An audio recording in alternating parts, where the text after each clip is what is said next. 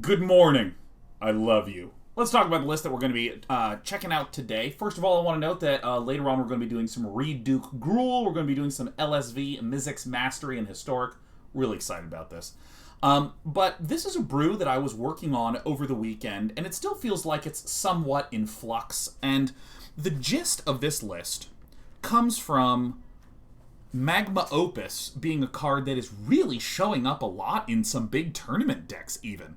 It is remarkably strong as a card, just due to the fact that if you can cast it, it does huge shit. Deal 4 damage, make a 4/4, and tap 2 permanents. That means tap land. Whoo! It's really good, but it's 8, so why would we run an 8 mana spell? Because I can discard it to make a treasure token. Magma Opus has turned out to be really nice, and I also think that Prismari Command is one of the strongest cards in the new set. Ridiculously strong. It's flexible, deals damage to little things, makes treasure to help us ramp. It also destroys artifacts, which, God, I did not even realize how impactful that was until I began to play with it. Destroying Embercleaves, destroying Maul the Skyclaves, destroying all sorts of various artifacts. I mean, even once using Prismari Command to cast on a glass casket. I mean, it's just like a good ass card. So I started a Jeskai list because I was like, hey, I like Jeskai. I've been kind of working on Jeskai for the last year or so. We have Magma Opus as a potential high-end. You all know I love Narset as a way to heal and ramp and cycle, and the ultimate is just a really nice, just like deal lots of pinging. So this was kind of the shell, was like these 3 cards. I also think that Nico Aris is really nice as like a late game card if we're ramping too, you know. Nico Aris you can play on turn 3 to do the -1 and deal 2 damage, but also you can have Nico Aris get cast for however much mana you have and make a bazillion shard tokens and then draw. So I think they're just like a really, really fun and satisfying planeswalker. And then I think Shark Typhoon is just stupidly good, just ridiculously stupidly good. So I started trying to work on this little shell, and I've actually had some really fun results with it. But because I was doing so much, you know, cast this to make a treasure, discard this to make a treasure, I'm looking for more impactful high-end cards. So I'm trying out Creative Outburst to just play into this. This is the most recent addition. I also used to have more counterspells in here, but I've been favoring Scorching Dragonfires over Bone Crushers due to the existence of Anax, due to the existence of Thoring, Thought Thief, things like this. I think that there's a lot of potential to try like Bone Crusher, various other things. I'm trying 2 Fire Prophecies as well. There's also 30 land in the deck, 21 lands here, and then here's 22. I'm sorry, there's 28 land. At one point there was 30 land, but there's 28 land now, with 4 Jwari Disruptions for the low end. Because, again, our curve looks a little bit more like... Come on. It looks a little bit more like this, because we have a lot of 2 mana options, and then we can put the Jwaris on top of that as well. But I mean, it's a pretty intuitive mana base. Only noteworthy thing is that we are base red-blue, so we only have a little bit of white here, a little bit of white here, so I'm not running that many white sources.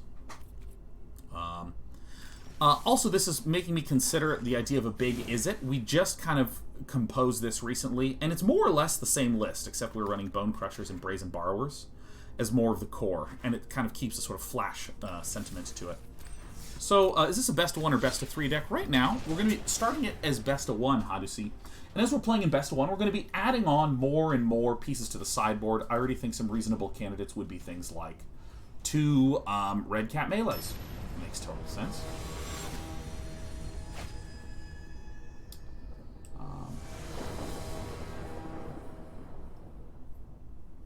Alright, here we go. Here it is. Alright, great. We're up against Aluris of the Dream Den. Well, any thoughts of Nico plus Prismari Dragon to cast Big Crackling Power? Ah, that's kind of a funny idea. Nico, who creates shards. The shards are enchantments. Or wait, no. Nico creates enchantments, and so the Prismari Dragon makes artifacts generate 1 extra mana. So that would actually not do anything, unfortunately. It's a tragedy.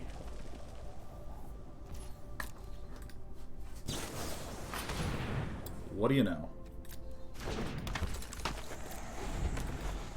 Being on the draw against this deck sucks.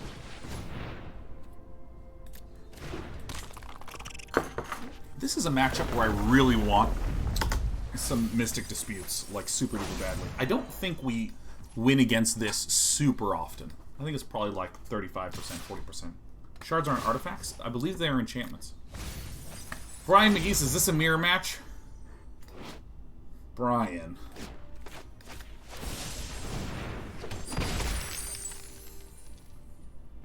Yeah, and Agram, I see your comment. I need to look into those cards. You've been pasting it a lot. So let's see. What do we wish to do here? I think we just kind of pass. There's 6 in the bin, so it'll be able to counter everything. Rats.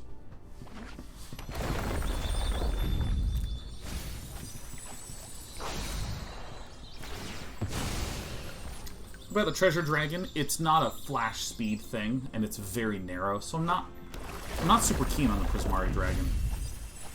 We typically do lose this matchup, generally to mill.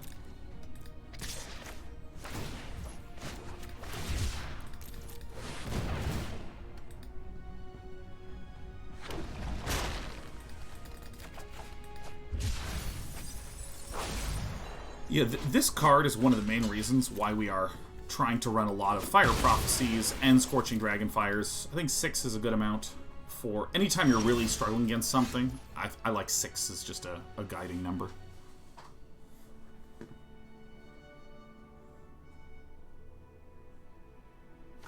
I think we just keep waiting a turn. Keep waiting a turn.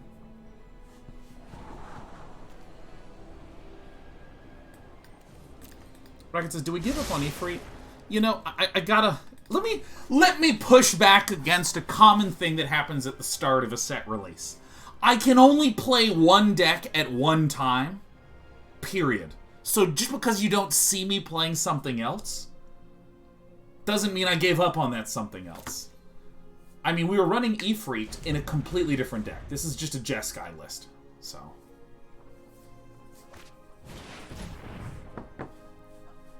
okay. So I am going to counter this. This list runs Of One Mind and the Into the Story as big card draw spells. So I would like to be able to stay ahead of my opponent in card draw.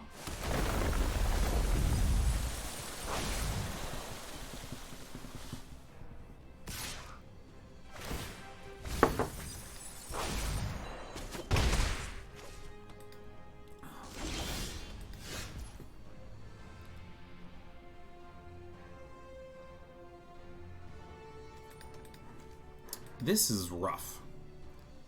I think I just do this and then pass.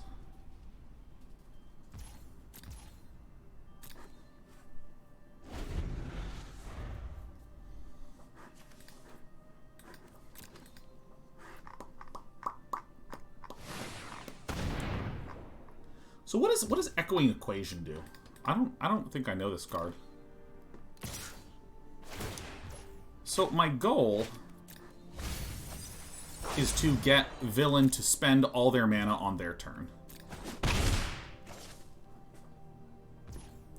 So what I'm going to do is I'm going to deal 2 damage, create a treasure, this.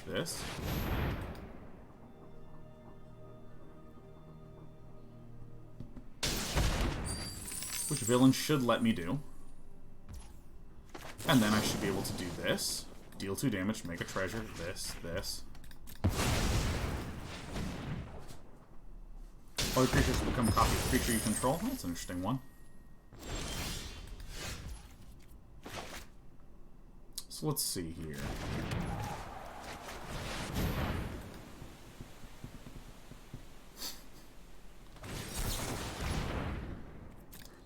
Sure.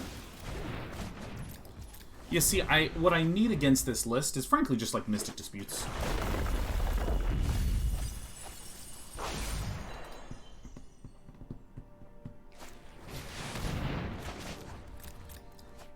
I mean, this is a bit painful. You know, I'm actually going to concede this first one. This is the sort of list that I'm slightly weak against in game 1, but that I think that I could have a lot more strength in post-sideboarding. Big Jeskai. See, by the way, this is one of the reasons why I'm kind of interested in the Is It list. just due to the fact that we have a little bit more instant speed answers in here. Let me do this one, which is... Do I think having 4 copies of Mystic Dispute is too much? No, I actually don't. Mystic Dispute, and then what is the red one? Redcap Melee. We're going to go ahead and... I think a pair of these is fine. Because we have access to white, I think that the Scamfire... What is it called? Destroy all creatures. Doomscar, excuse me. What happens if I do this? Oh, like that? Oh, that's an interesting little twisteroo. Alright, doesn't matter for me, though. I think a pair of negates is fine. I'm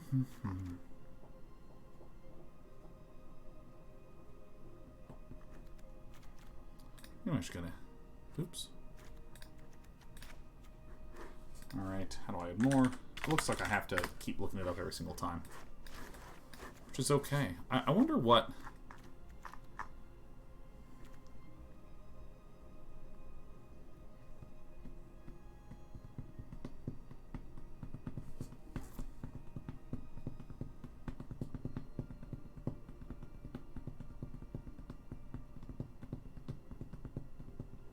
Ox on the side for best of 3. Meh. Let's see. Oh, where is the Test of Talents? I think I'll put in a pair of these for the... I think having these in here for the... Oh, I know what we want to do. Soulseer. Now I actually think that we're... I'm feeling a little bit more sideboard ready. Let's go to this. Big Jeskai, yeah.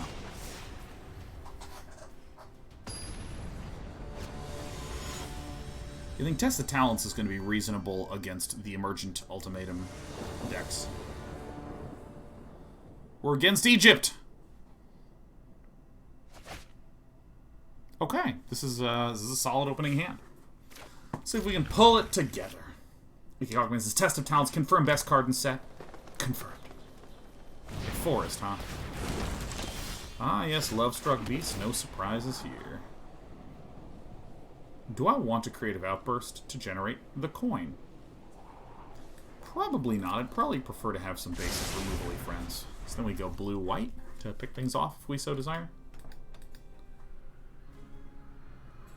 Okay, Valor says, wasn't Test of Talents the card that Sean went on a rant about? Oh, yes. Mad ranting. Absolutely. Absolutely. Yeah, so my, I'll repeat again what I said about Test of Talents, because by God, I can't say it enough to you people. The idea behind Test of Talents, by the way, I'm just checking to see if there's any blue. The idea behind Test of Talents is it's a very narrow card that is good in a narrow situation, specifically if your opponent has a deck that is only able to win with a single card, or is overly centered around a single card. An Emergent Ultimatum list is the example that I used as being a deck in meta that has a narrow, strong use case in just that situation. But I was getting so absolutely appropriately tilted. Because, I mean, you gotta understand as a broadcaster what my life is like. By the way, we're not seeing...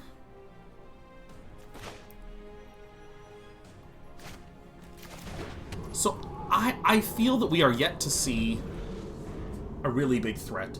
So I don't want to play Nuka Aris and pick off a 1-1 when, say, Questing Beast could be coming. But anyways.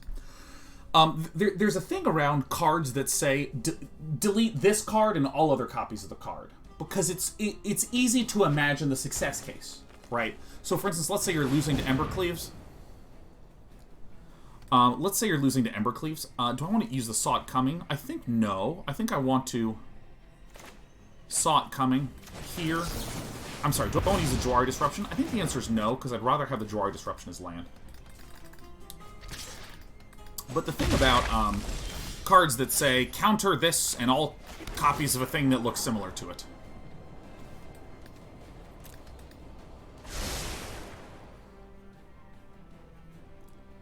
No, I'm going to keep cycling. It's easy to imagine the success case. I'm losing to Embercleave. I counter Embercleave and delete all the Embercleaves from their deck. And then I never have to worry about an Embercleave again. God, I am just insane. However, the huge issue I have with this particular style of card is that it's hard to get to the success case. It's hard to get into a spot where you delete the Embercleave and all the Embercleaves in the deck, and the game goes on long enough for that to be really, really relevant.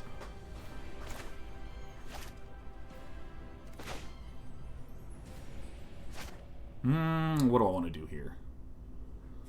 Do we think there's another questing beast? Doesn't matter. I think that just going for the land is good here. So a lot of times what happens if you're running like a Necromentia, if you're running an Unmoored Ego, if you're running the new Test of Talents, what will happen is you will get into a situation where it will go off, and then you'll lose anyways. Why did I lose?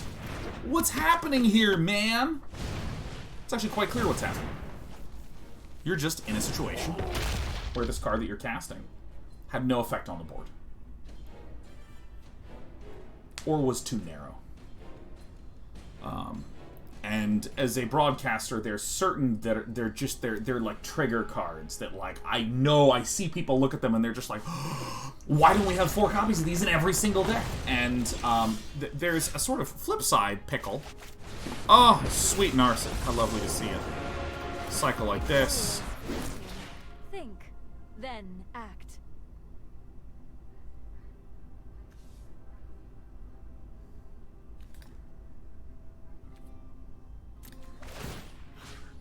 Do I want to kill this, or do I want to kill this? I think I actually killed a big one. As a broadcaster, man, you gotta understand. There's certain things that people just... If they say, hey, why not this card?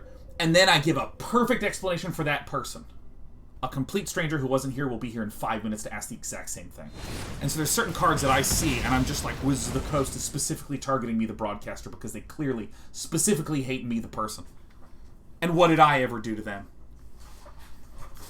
So that's why I ranted about that card. And oh my gosh, we got Jeff Hoagland. Jeff Hoagland here.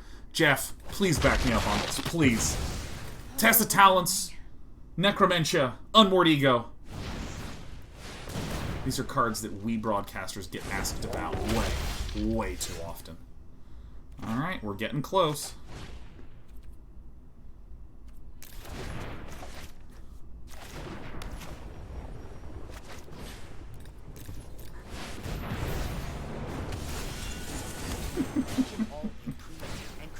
Jeff, so someone asked me about your Test of Talents the other day, and I linked them to your review. Thank you, thank you.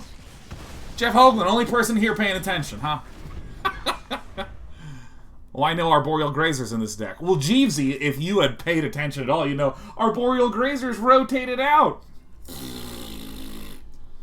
Okay, so this situation right here is something I wind up in a ton with this Jeskai list, where like we have descended down to a small number of cards, but it's one that's going to give us a lot of card draw, perhaps a lot of card value.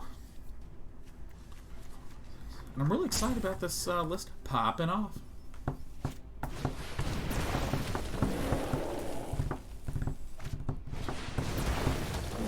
Oh, sure. Ow. Oh, no lands. Very, very cool.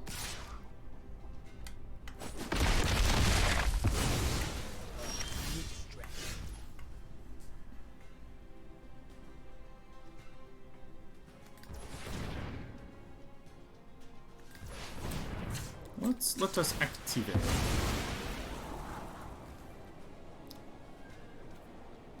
One, two, three, four, five, six. Yeah, no, this is good. So I can do this. And then I have enough to be able to turn this into a token and still cast this. Oh, Lagcraft gifted 10 subs, said, celebrating my 2nd week of my new full-time job. Thank you so much for being a beacon of positivity over the years. I've relied on you so much throughout my life and wanted to give back. It's been especially nice this past year just to have a consistent place to socialize, laugh, and have fun every damn week. Thank you. Well, hell yeah. We're happy to be a cheerful place. It's so funny to read your message out loud after I was just like, and you people keep telling me to run Tested Talents! Fuck! I'm so surprised. One. Yeah, okay. It resolves. It resolves. It's fine. We're going to take a little pain here, but not infinite pain. And maybe Narset is my personal trap card.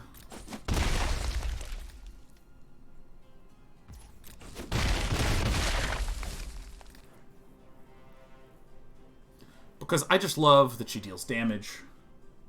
She heals. She draws. She does it all.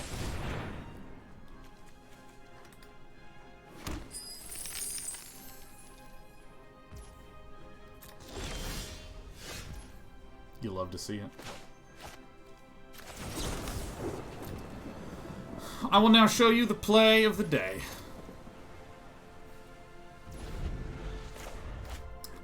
You cast this, you shoot this, this, and this. Submit. Tap 2 permanents. So I'm going to tap this green one, but I'm also going to tap this Brushfire Elemental. I know the Brushfire Elemental is something that I'm already intending to kill, but I don't remember exactly what the Gruul list post-Strixhaven looks like, and I am a coward.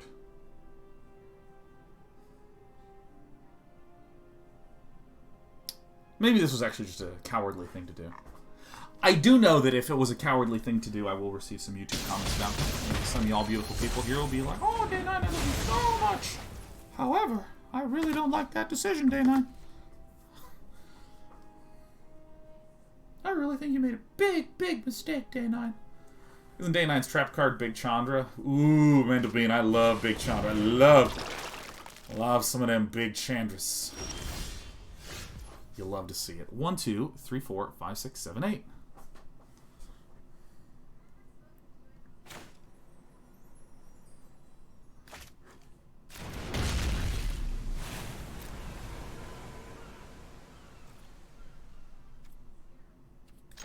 Alright, look.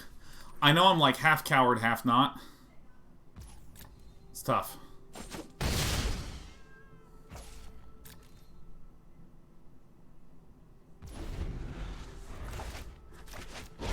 Shoot this, and then tap. That'll do. This one and this one. Deal 4 damage to this. Oh, yes.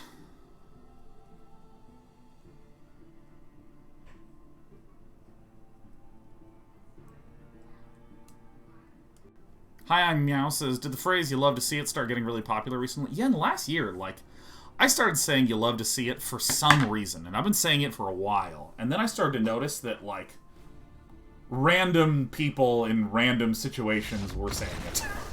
It's just like, huh. I'm ready says, an LA phrase, I swear. Yeah, it really kind of feels like a little bit like that, huh? So I think the Soul Seers seem good. I think the Nico Irises seem bad. Maybe it's this Shark Typhoon that I don't like. Because, I mean, okay, so here's how I've set myself up to sideboard.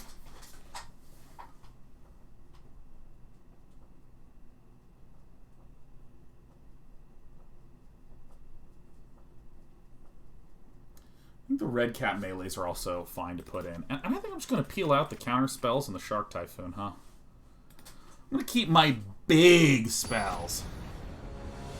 Mr. Simba says I've definitely unintentionally stolen your... Alright! Yeah, I love saying that one. That one's definitely fun. Okay.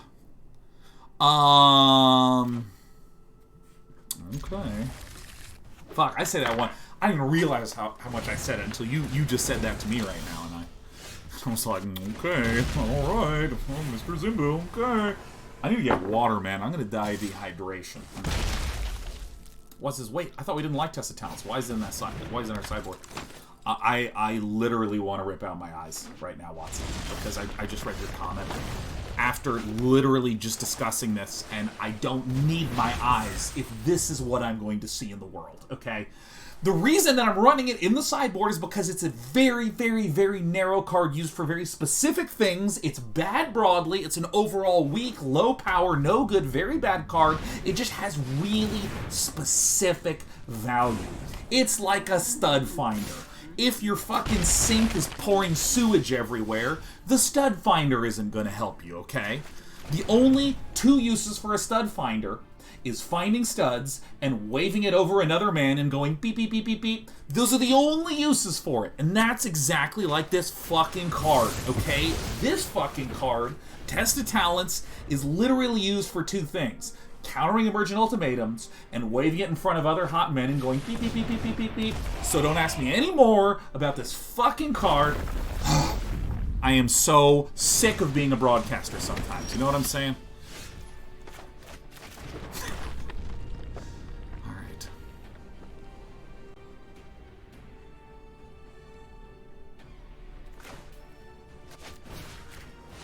And I think I'd bin the Typhoon.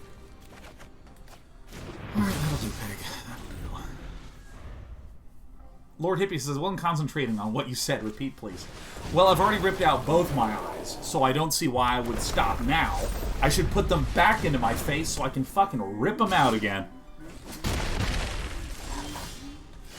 You know, there's a scene in Game of Thrones where Tywin Lannister is explaining to his kids, you're gonna marry this person, and you're gonna marry that person, and they're going, oh no, Dad, but love! And he's like, you will marry them, and that'll be the end of it. You know, and Tywin Lannister, that actor, is like just so good. Is so sick, thick, solid, and tight. And he's delivering these lines with this, like, booming voice of conviction. And then there's this moment where he says something that I feel like really resonated with me as a broadcaster. He looked disgusted at his son and his daughter, and he went, my children. He was so ashamed of them. And whenever someone asks me about tests of talent, and I give the explanation again, I am Tywin Lannister looking at you going, you will not run main board test of talents, and that'll be the end of it.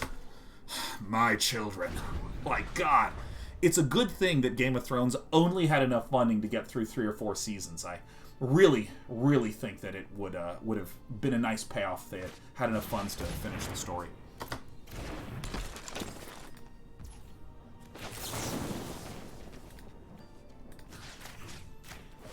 No, Sean, it's too soon!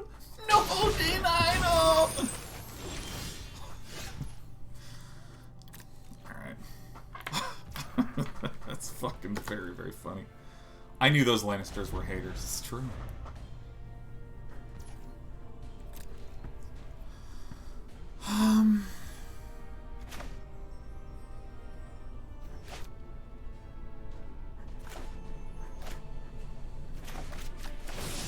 Just gonna do this. I want to keep the Prismari Command open to destroy the Embercleave. Ooh, my hand is hot plasma.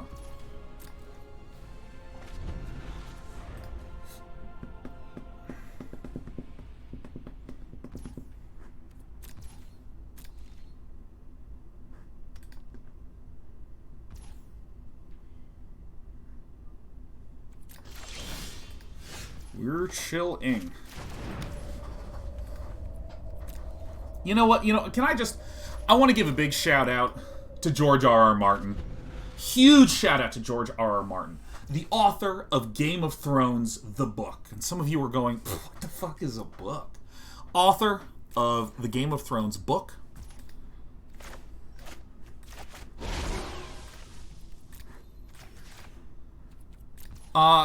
Currently several books deep in his multi-book series of Game of Thrones, and then has had some story problems.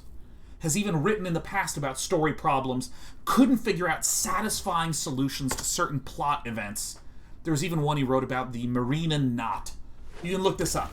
And some of you are like, how do you spell Marinen? And the answer is, I'm not sure, which is why I'm making such a big deal out of it.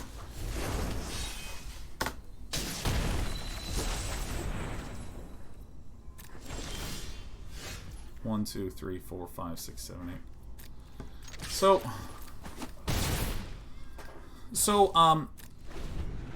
a lot of George R. R. Martin's past interviews talking about the work that he had done and the... That's an enchantment, huh?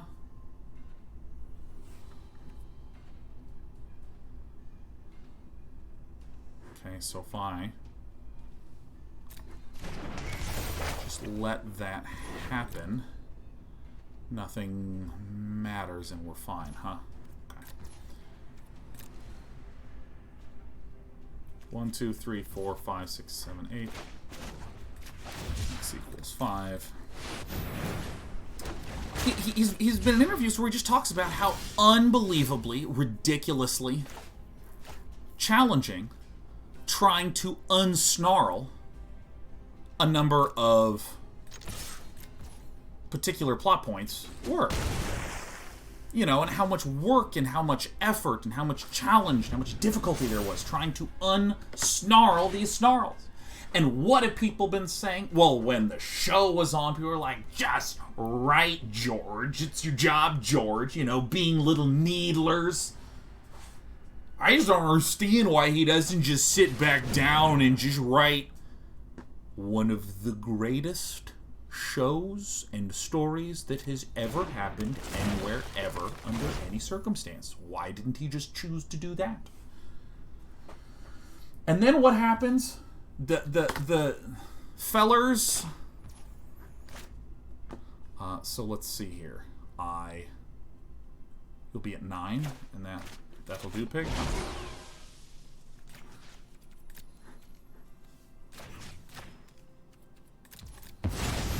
The other Game of Thrones nerds, the guys that did it, finished out the season, and it was B-A-D-D bad.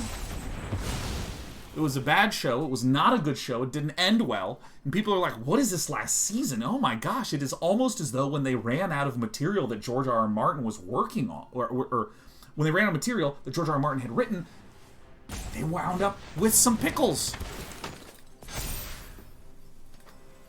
It is almost like that is the case.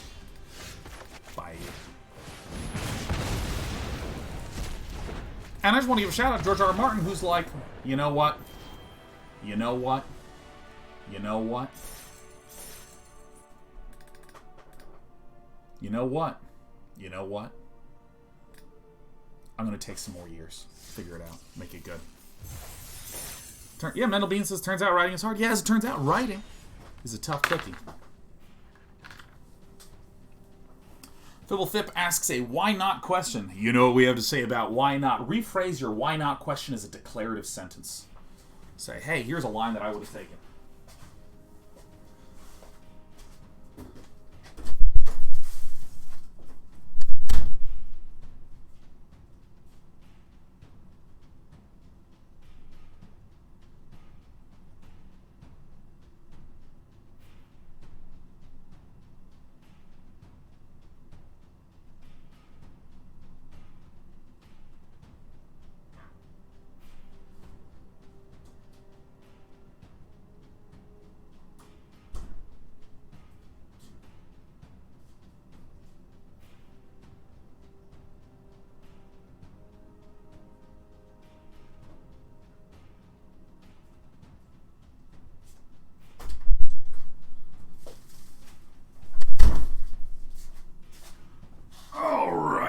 Oh, I didn't hit the play button.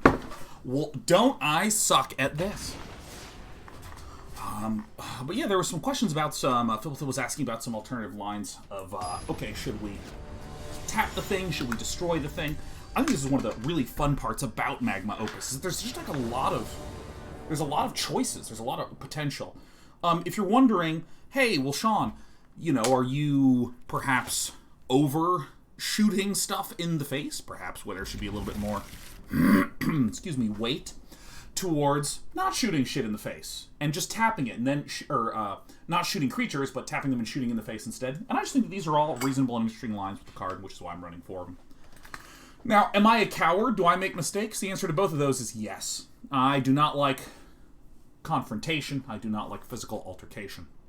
If I'm in a situation where I could choose to be a coward? I probably will. Probably will. A Quail says, will Mostly Walking happen today? Mostly Walking happened last night, A Quail. I got great news for you. You can watch it right now. Chef of Chivalry says, hey, Sean, been watching for a while. Love the streams. Thanks, Chef of Chivalry. Well, you know what? I like that you're cooking up some chivalry. Chivalry's not dead. It's just in a pot simmering. Welcome as well, Super Kami Guru. And, of course, 5 gifted subs from Chuhai. Thank you warmly, Chuhai. Thank you very warmly indeed. And happy Tuesday. Is it Tuesday? Feels like a busy day. Feels like a Tuesday. Oh yeah, guys, happy 420. I do not like to get high fucking at all. I don't like it. I like caffeine. Caffeine is awesome. I want to have some caffeine, baby. But I know that some of you like to get absolutely blazed out of your mind. Or for some of you, it's just Tuesday.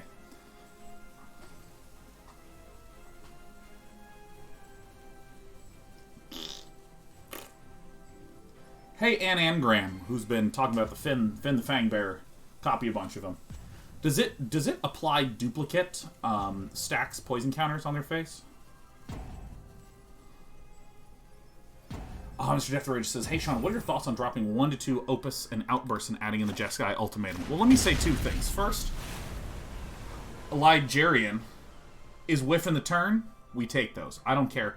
I don't care. Remember how I was just talking about how I'm a coward? Remember when Fibblethip in chat was pointing out a potential error that we could have performed, and I just went, yeah, no, I just make errors, man, because I'm afraid. Do you see how we're just here again? Happy that our opponent was, like, not connected, and, like, we're just going to get a free win? A+ stuff. Mr. Deathridge is asking me a wee little bit about... Look. So this is an, let me stop for a moment. Mr. Deathridge, and I'll come back to you in a moment. This is an Obosh the Prey Piercer Teamer Adventures list. What it's trying to do is it's trying to get a lot of good value out of things such as, I'm just going to do this now. Draw 2 cards, discard 2 cards, create a treasure token. I'd like both those effects to happen to me, comma, your pal Day 9. I probably don't want this Fire Prophecy. I don't think I want the Scorching Dragonfire. I'm happy to have Narset of the Hip Hip Hooray way. We almost never want the white side of our lands. We almost always want the blue and red side. But what this deck is trying to do is it's trying to get a lot of value out of just the strong adventure creatures. Lovestruck Beast, Bone Crusher Giant, Brazen Borrower, things like this. And then what it will follow up and do is take extra turns with all sides... Not all sides Epiphany. All runes Epiphany. All runes Epiphany.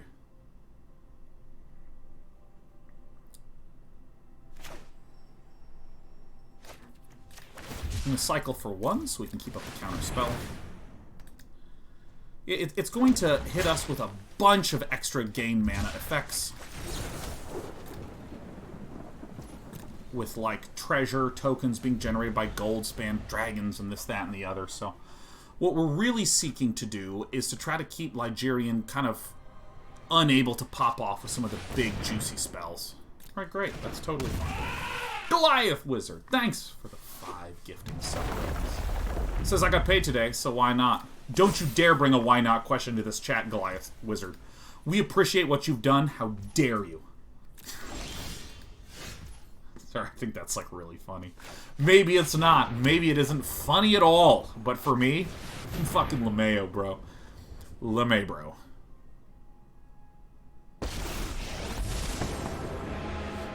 I'm gonna go ahead and cycle this Narset to throw a Narset at the Kazandu Mammoth. Valiant Thor, 2486. For any of you that don't know, Valiant is the name of the person, but I always call Valiant Thor, like every fucking time. Every single time. It's so good. We're not going to attack. We're going to calmly wait. We could get Bone Crushed. But thank you, Valiant Thor, 2486.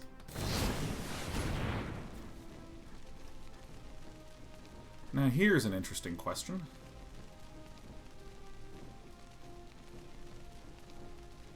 Do we just permit that? 1, 2, 3, 4, 5, 6, 7. Yeah. We just have to permit this. I misjudged our communication. Just have to permit this. The foretellable cards in the deck is the Alrund's Epiphany, of which this deck runs 4. The other one is Saw It Coming.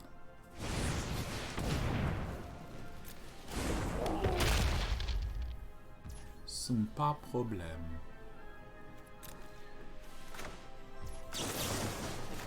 See no problem with this? Sure.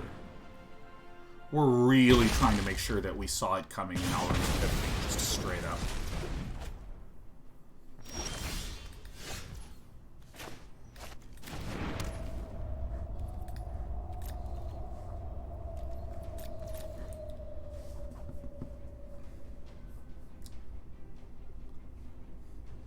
What now?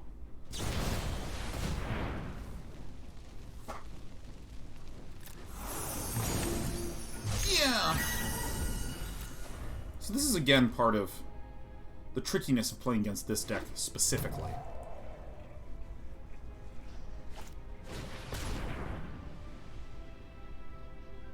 Nice. Maybe not so nice.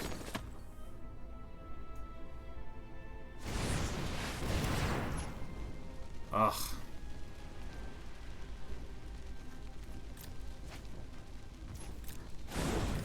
Now, if we can get Ligerian to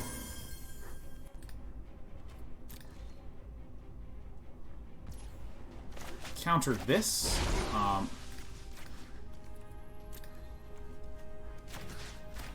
mean, I'm in a little bit of a desperation spot. I don't particularly like the situation that we're in. But I kind of feel obligated to do this.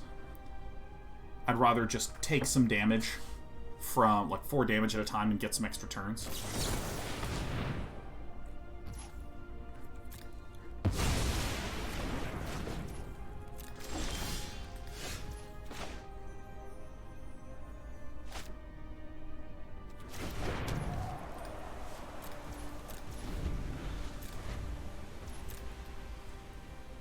I just really do not want to run into an Alrund's Epiphany.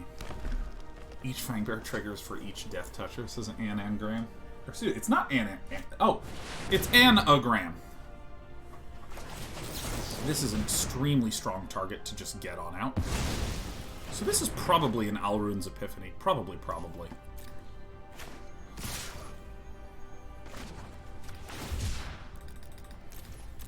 Obviously, we're going to try to block the Edgewall Innkeeper. No reason not to.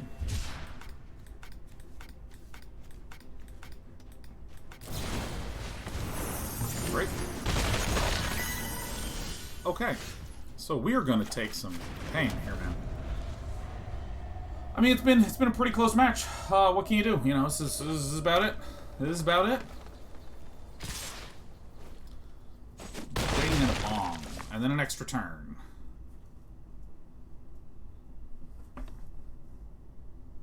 Not enough mana to do everything, but extra turn, and then Obosh is lethal. But let's see if opponent sees it.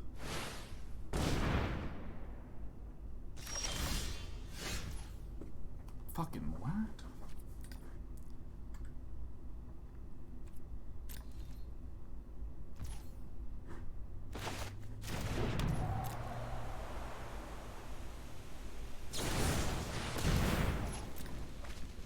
Alright, can I get a one-time?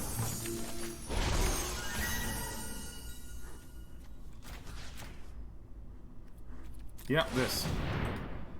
That might have just not been an Alrund's Epiphany the entire time. Might have just been 2 counter spells. Oh, shit, yeah. Can't believe I've done this. I can't believe I've done this. Any room for Drannith Magistrate in the side?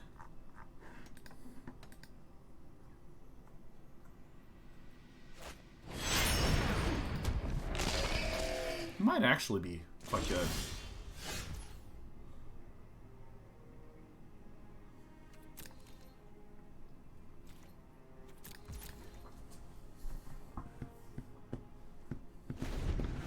Again, this deck kind of descends down in cards till we have just like a few cards and a shitload of mana. And then it goes... Alright.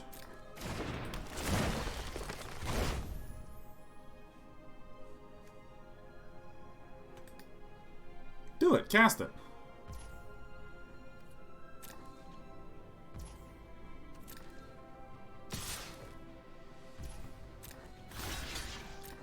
Oh, dude, we're doing the work. Look how sick this card is. Look at how sick Prismari Command is. Remember I was talking earlier about how good this destroy target artifact thing was? Ooh! Oh, yeah.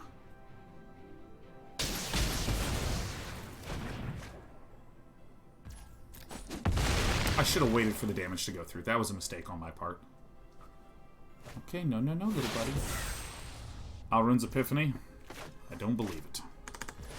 Baby girl, you gotta just stop being such a cute little cat who just wants to be around me all the time. Like, Dad's doing work.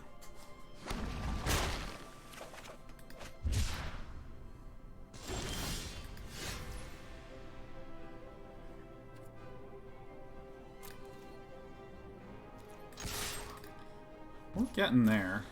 I'm going to hang on to this because I want a Prismari for the draw 2, discard 2. Why would we wait for the damage to resolve first? Asked Fwen, because I want my opponent to be at 2, or to be able to be killed with 2 damage. Sometimes what happens is, like, I will... Okay, that's fine.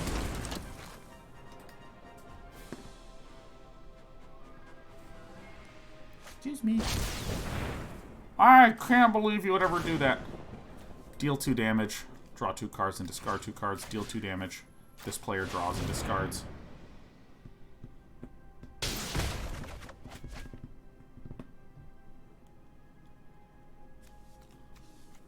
5, 6, 7. 1, 2, 3, 4, 5, 6, 7. Great, so I discard. This one. I just think I discard these 2. Okay. Oh, Jesus Christ, man.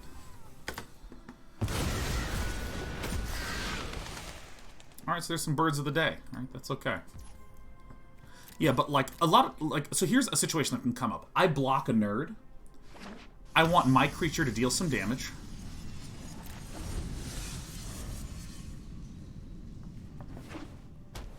Ah, so this, and then Alrund's Epiphany in an attempt to kill. Okay.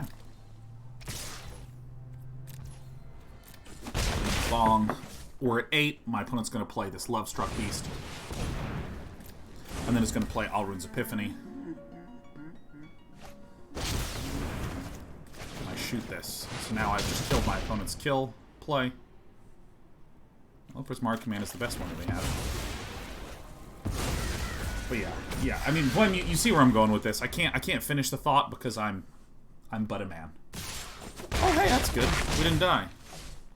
I don't know if we lived, but you know, we certainly didn't die. Oh shit, that's some filth right there. I'm not going to attack for a quick moment.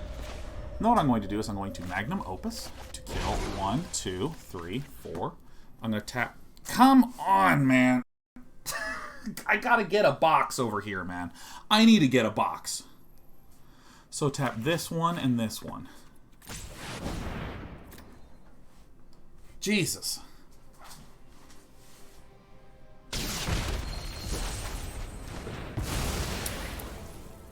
So I'm actually not going to attack.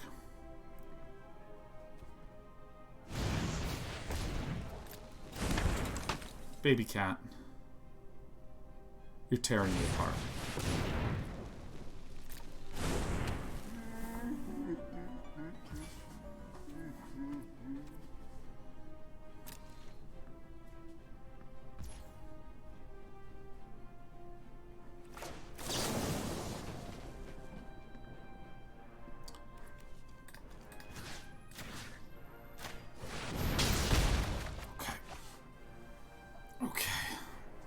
Ondu Inversion? Probably not.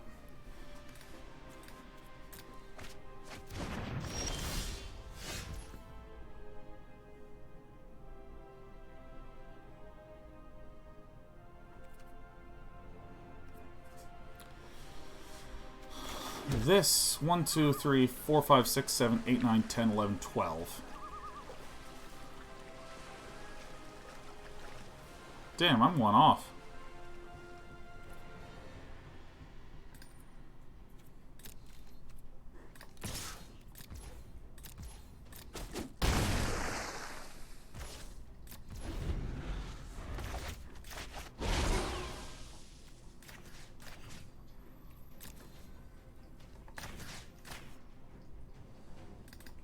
Alright, nice. This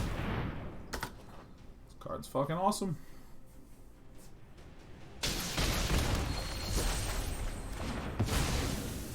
Oh, fuck yeah, man. Shouldn't you have tapped the beast? Absolutely. In fact, I gotta be honest with you. I looked at this and thought, great, I'll tap the beast and we'll be in good shape. And then I see an untapped beast in front of me and a win, so who knows? Who knows what goes on in my mind? Nico Aris is terrible in this matchup. I think the Mystic Disputes are going to be quite good. I think the Negates are going to be good.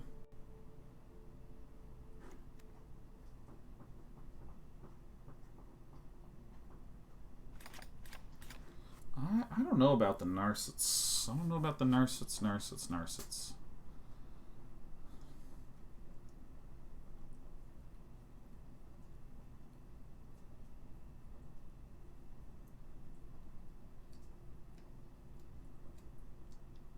I'm doing this for you.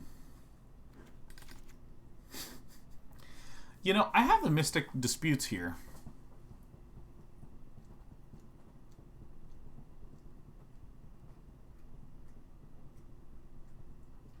Why no Doomskars? There's 3 Doomskars right there. There's 3 Doomskars.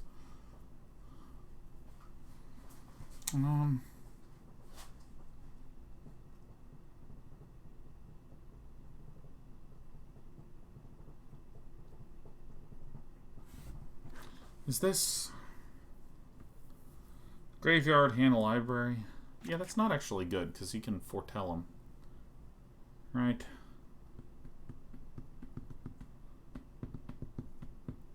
I'm not exactly sure how I sideboard here. Like, I got all the sideboarding tools, and now I've confused myself, I think. I think this is actually what I want to do. Yeah, so Deneb, let me just note a policy that we have here. Here is the one circumstance where you're allowed to use a why not question, which is I say, I've considered option A, but you know what? I'm not going to do option A, I'm going to do option B. And then I stop talking and you go, hey, wait, why are we not doing option A? 95% of the time when someone has a why not question, what they are actually wanting to do, maybe without even realizing it, is what they want to do is just make a declarative sentence. So, for instance, I think Doomskars should be good here. I would put in Doomskar and take out thing X. Perfectly acceptable line of reasoning, right? You know, it's totally great.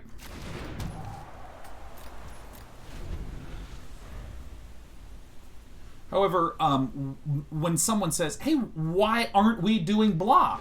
What's happening sort of under the hood is that you have probably considered a particular option. And you have your reasoning that feels good to you, and then you see me not do that. You were expecting me to do it. So you go, why are we not doing this?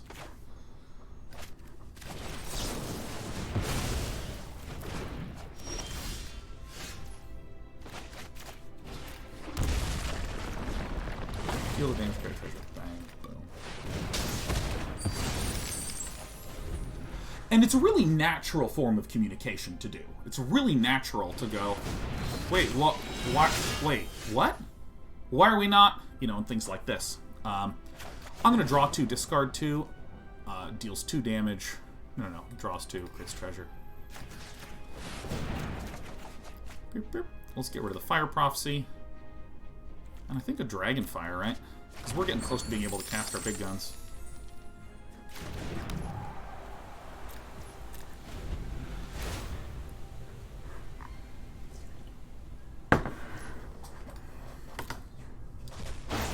Yeah, and because really natural form of communication would be like, I definitely think the Doomscar is the right card here, and that seems great. Wait, what? Wait, what? You know, to start to get, like, confused in this way. I think this is fine to just permit to resolve. I think it's completely fine. And if it's land this guy, I also think it's fine. But I would more so expect it to just be the dud.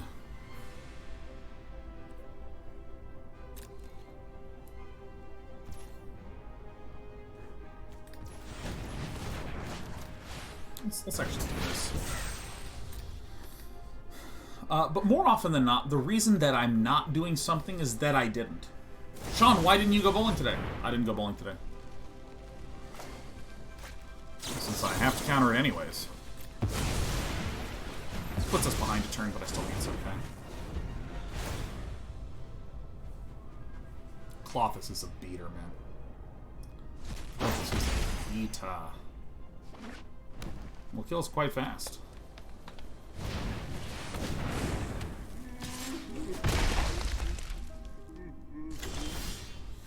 Ooh, we don't have a lot of recourse against the Clothith.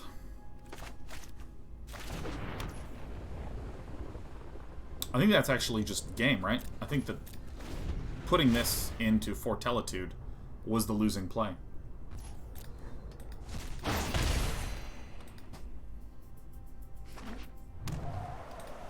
Actually, that's right. Whoa, Des! Hey, get out of there. What are you doing to the lights? Come on, get out. Ah, God, you're gonna blind me, cat. Get out of here. Yeah, get mad. Oh, my God, my eyes. Fuck. We lose this game. Okay, I'm gonna hop on out. Yeah, I should have sacked it and just moved on instead. But that is all good. Negates are good to have.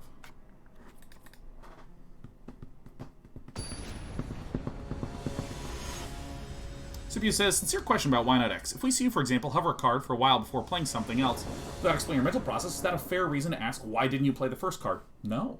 I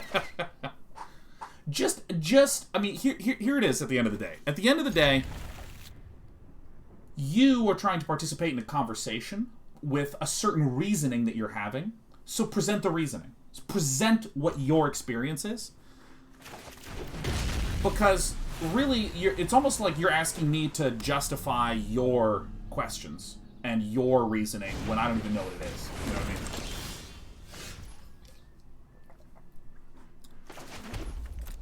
Because, for instance, if you see me hovering over a card, just say, hey, I saw you hovering over that card for a while. Were you considering playing it?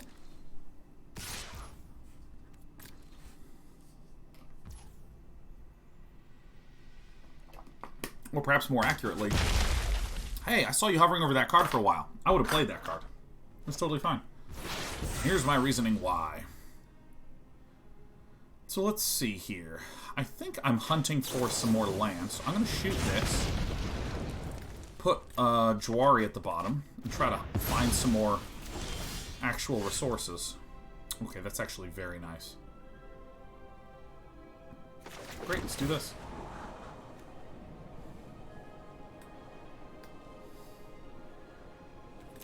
I like this card very much.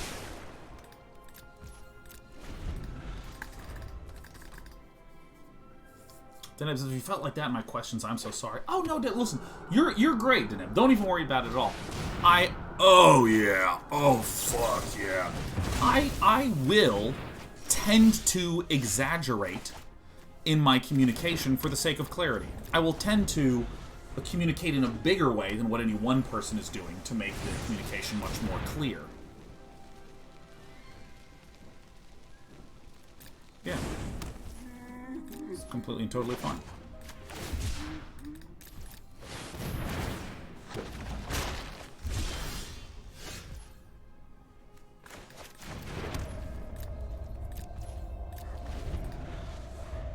Because what didn't happen is my day was going great and they used a why not question and my day was ruined. It's more like as a broadcaster.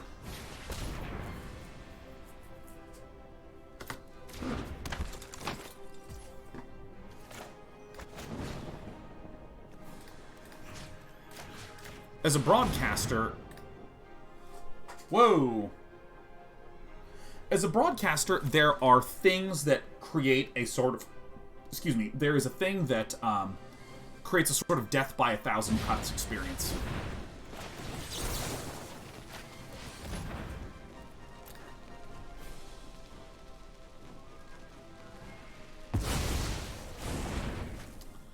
And I believe that in order for this broadcast to stay good and our communications to be healthy and reasonable and all this stuff,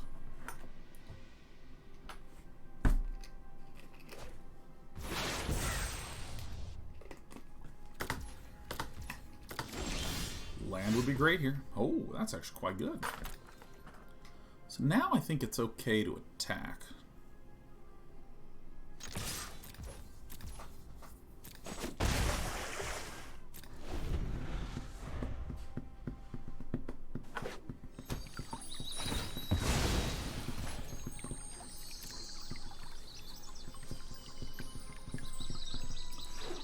Yeah, there's just a number of flash things. There's a number of, like, combat trickery that my opponent could do to hoit me, and I just don't want to deal with it. So I mean, I should leave the shark back. It's pretty basic play, to be honest.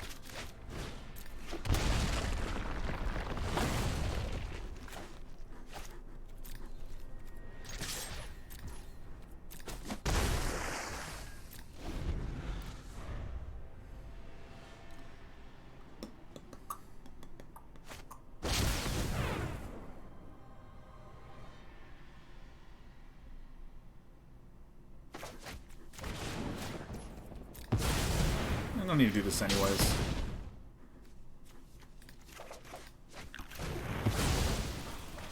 Okie dokie.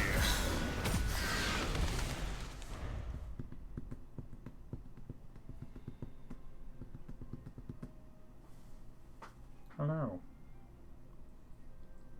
Yeah, it's me. It's Dad.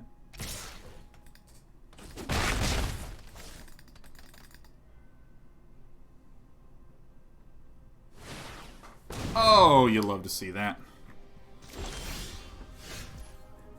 Alright, well, this is almost great. Very almost great. Very, very almost. 1, 2, 3, 4, 5. Cool. Mr. Deathridge, thank you for reminding me of that question. Hey, what about trading 1 or 2 of the Outbursts and the Opus in exchange for the Jeskai Ultimatum? Jeskai Ultimatum is one of my favorite cards ever printed. Heal 5, deal 5, draw 5? Ooh, yeah. It's sorcery speed, and all these other ones do stuff at instant speed, which I really, really like a great deal. What is going on?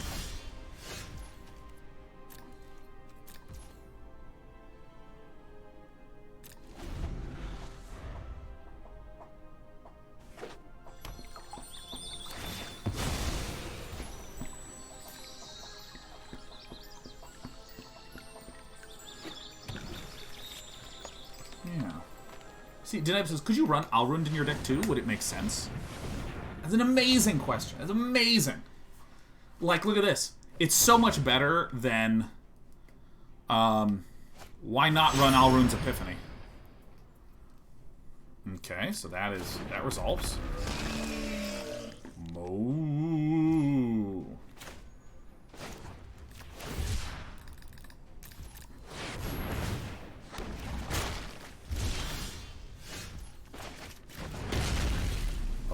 This is quite rad. So that's probably a counterspell. And I think that, again, it's the sorcery speed aspect to it. It feels like being able to cast things at instant speed is disproportionately powerful in the meta right now.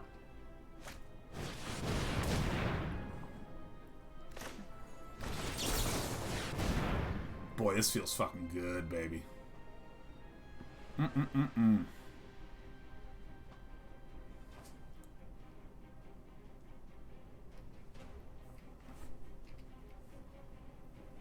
Powerade, the spell, the crashing server, it's all great. See something? Yep, looks like my connection seems fine.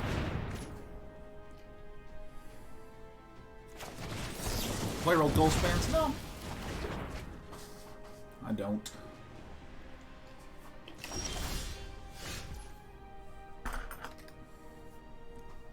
I suspect that my opponent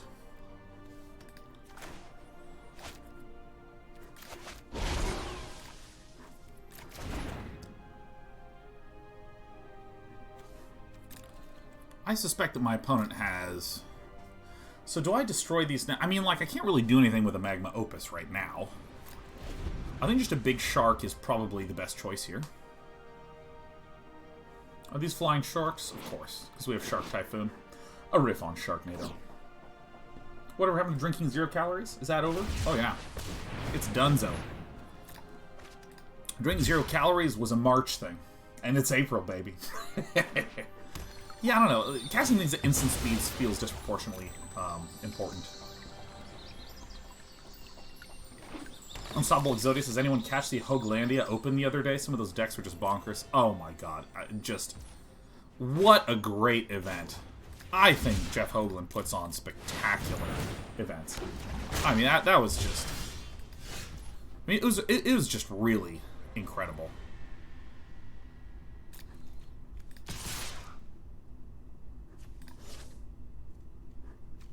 I think I'll do actually like this. This seems good, so I can block here.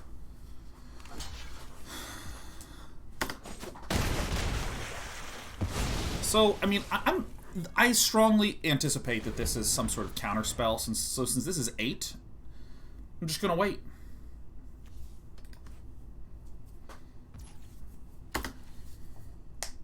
Yeah, and you know, I've said this before, but I should probably be really responsible about saying this essentially every time. Why not style questions on a scale of 1 to 10 is like a 2 or a 3.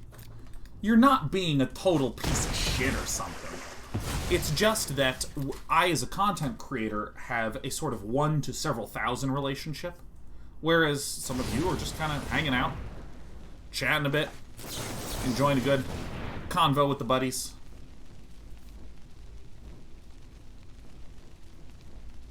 I know you want to. Indeed you did.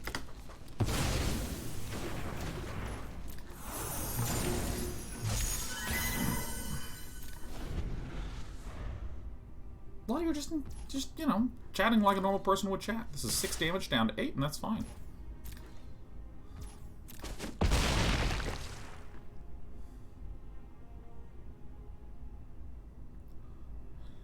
It's just that when there's a lot of 1,000 people tuned in, it can get overwhelming for me.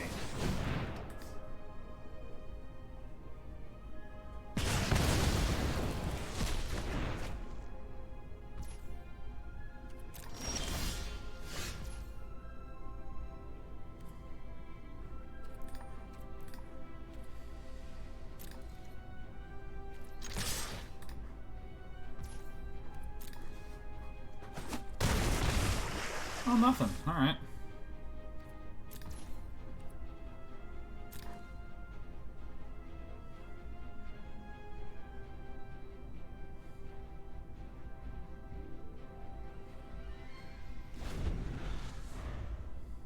Would there be an Embercleave in this deck? I mean, I gotta be honest, probably not.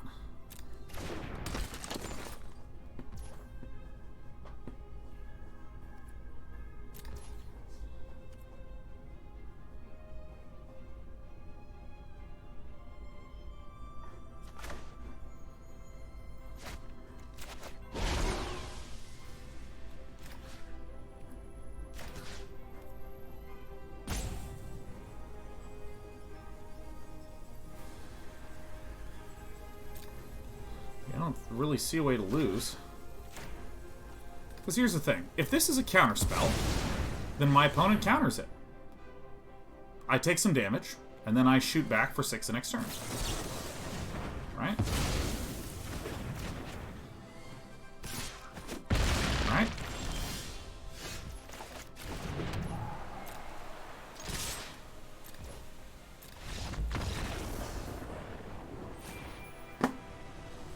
If it is not a counterspell, then I tap all their things out. That was good shit. That was good shit.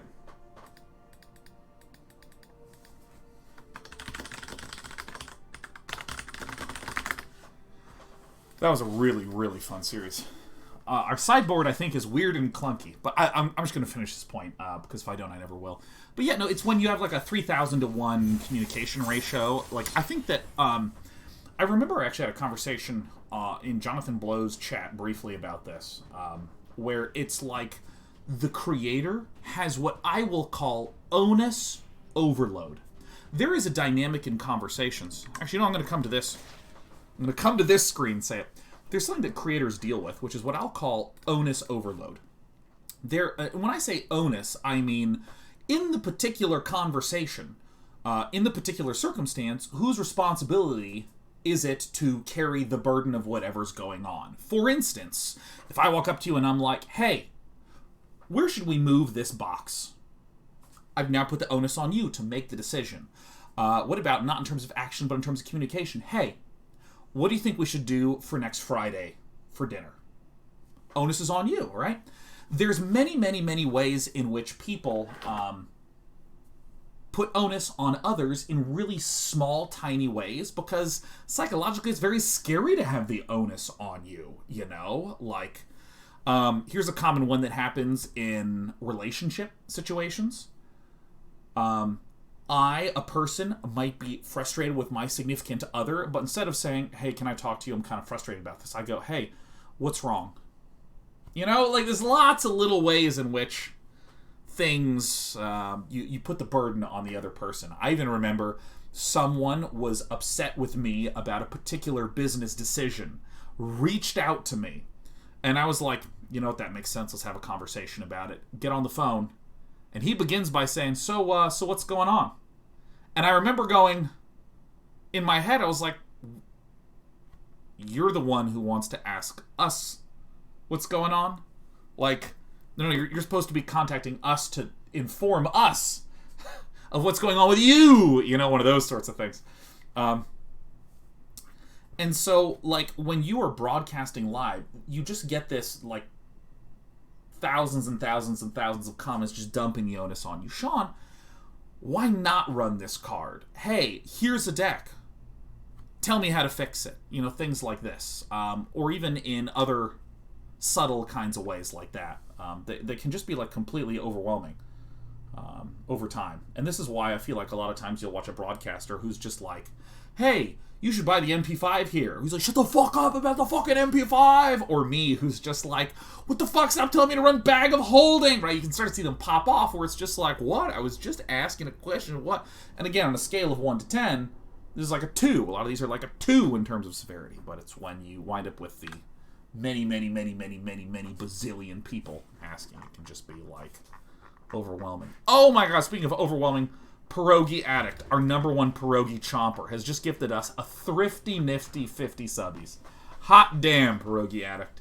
And Deneb gifting, holy fuckamole, gifting another 10 from, or is that 9? I don't know. It's delayed. 1, 2, 3, 4, 5, 6, 7, 8, 9, 10. It's 10. Oh my god, Pierogi Addict. Too kind of you.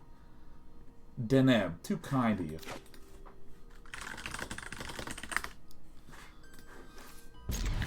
That's incredibly wholesome of you, Deneb, because this whole conversation began because I was like, Deneb, please rephrase that question, fucking God. And you were like, very well. And didn't engage it.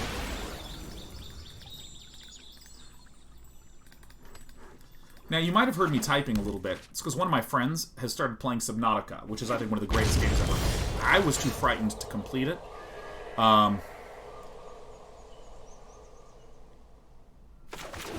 So I watched playthroughs of it, and it's just incredible. That game is just incredible. Lumination says each comment might be a single cut, but death by 1,000 cuts is very painful. Indeed, indeed. I gotta come up with more examples for what I'm talking about with, like, the small onusing behavior.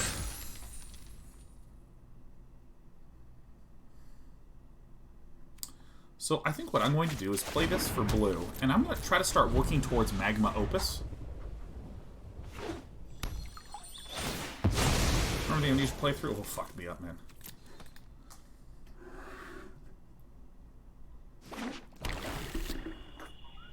I've watched through all of Outer Wilds, all of Subnautica.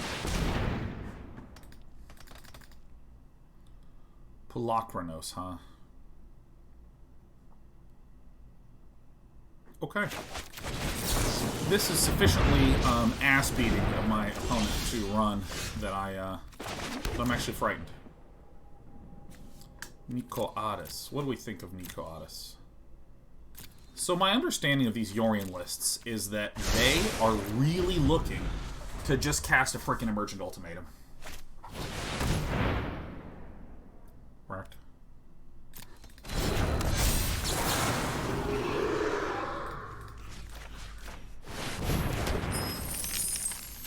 A little ramping.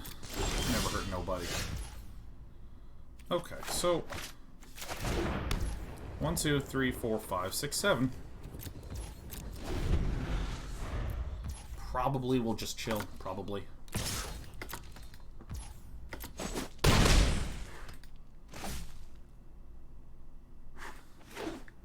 So one of my friends is playing through Subnautica, and I mean, I'm just like, I mean, I have to ask these questions. I have no choice. I have no choice but to ask these questions. Okay, have you encountered the Reaper Leviathan yet? Holy fuck, man. I don't even care that I've said the entire name. It's potentially really good. Deal damage to this, submit, tap this and this.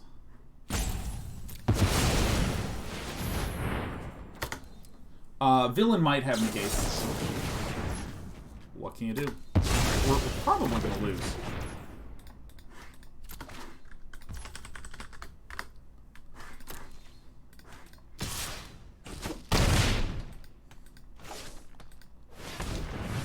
Hate to see it. Spoilers. Spoilers, D9! No! You're spoiling everything, D9! Oh, please go fuck yourself! Alright, well, it's time to just Jwari Disruption their shit.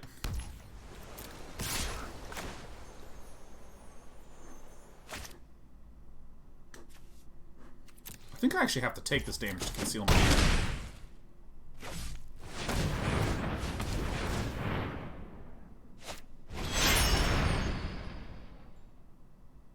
Worked.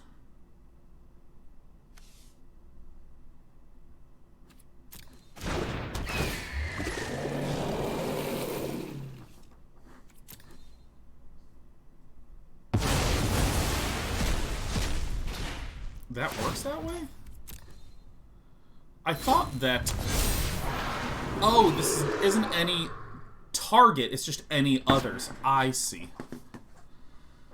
Okay, so that means that I actually need to shoot this, huh?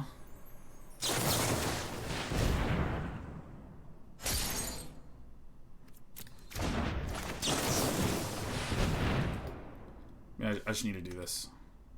Been the same outcome either way.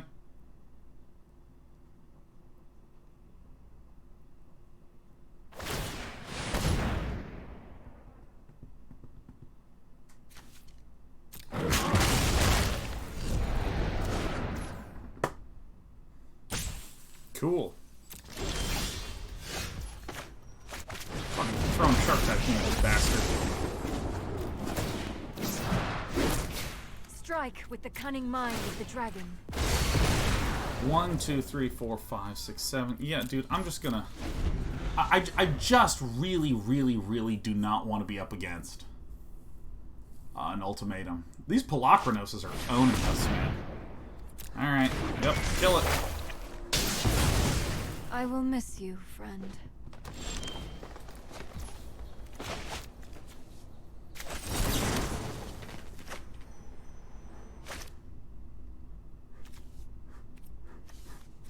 How the fuck do we navigate this situation? Hard cast the shark. I think my opponent's kind of all in on these guys. Well, that's both, it's not good, but also another great target for Prismari stuff.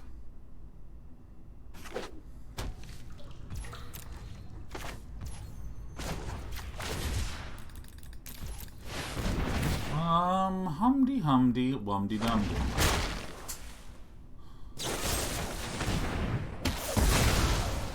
That's actually really terrible news for us, because now there's enough in the bin. The hard cast a oh, shit. Alright. Minus. That which appears mystical. Consider the future, then strike. It's like my only double white card. He's gonna cast the shark, okay? In your opinion, is it ever right to hard cast a shark? Oh yeah, it's incredible. Then Ev says, watching so much of your MTG and also Demon Souls, I sure love to support your amazing work. I mean, I know you from early SC2 days when you started. But great streams is really a pleasure to watch. So, yeah, thanks, Deneb. It's really nice of you to say, Deneb. Deneb, in your honor, I would like to warmly welcome you to LOL. To open the mind, you must fuck first this guy. open the heart.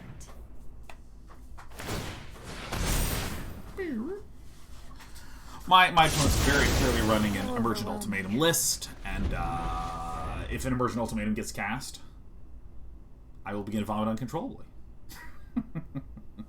And remember, when the next A-Weekly stream is planned, I'm going to be doing some of that planning next week. I'm sorry, later this week. Excuse me, excuse me, excuse me, excuse me.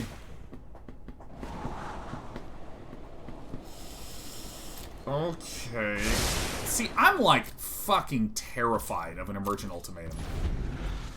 How many are in the bin?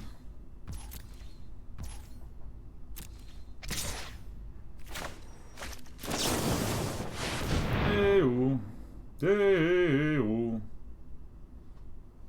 Don't counter my shit.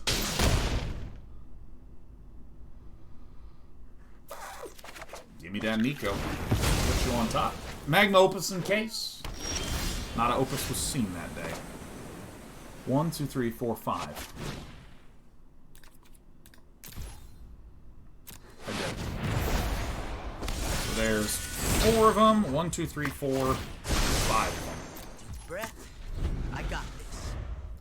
Deep breath? Huh. Okay, man. Holy shit. Oh my god, we're getting to draw cards! No, I already have one.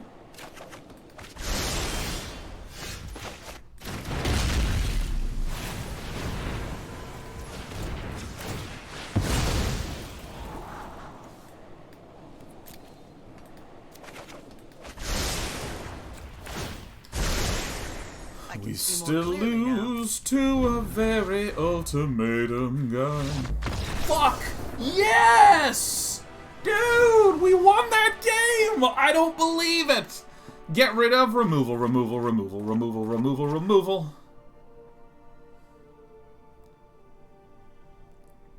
Put in negates, disputes, test of talents.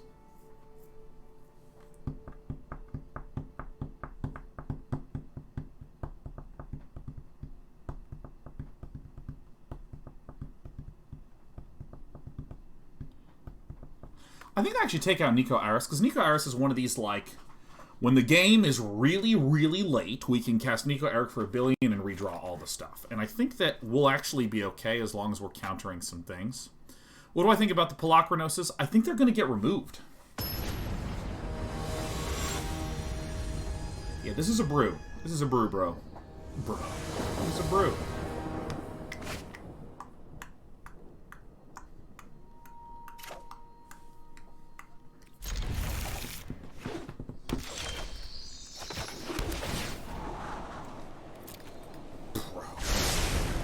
It's like my favorite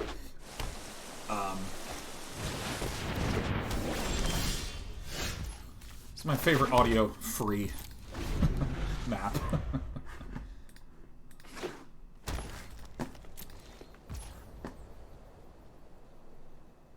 think I'll hang on to the Magma Opus. I just think Polakranos will be phased out of existence. Oh, shit, yeah.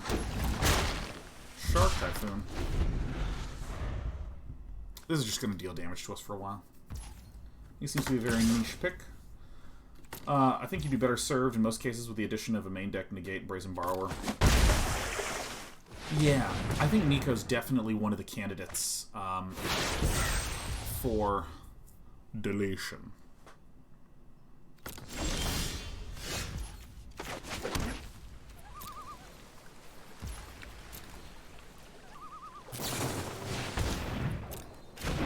This is the omen of the sea.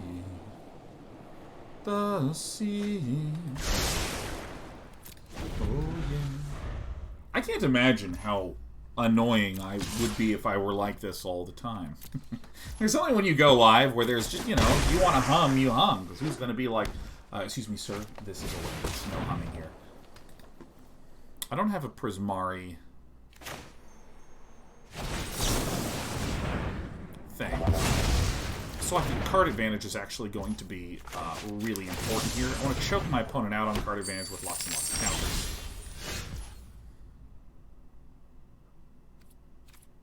I think I do want to keep this for the shark, you know?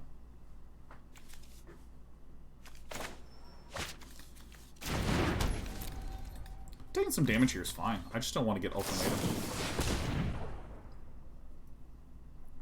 1, 2, 3, 4, 5.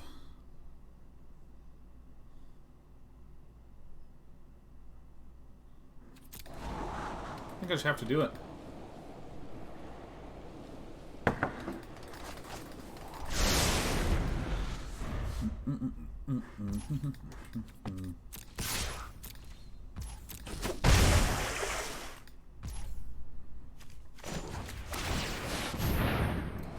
Let's see here. Oh! Please. Oh my god, please. Alright, I no longer 1, 2, 3, 4, 5, 6, 7, 8, huh? So yeah, let's just go ahead and play the red one. Oh my god, I'm so thrilled to see this. Is Villain still stuck on 5 mana? That's great. This is great news. Explain the rationale behind not foretelling? Yeah, it's to conceal the hand a little bit better.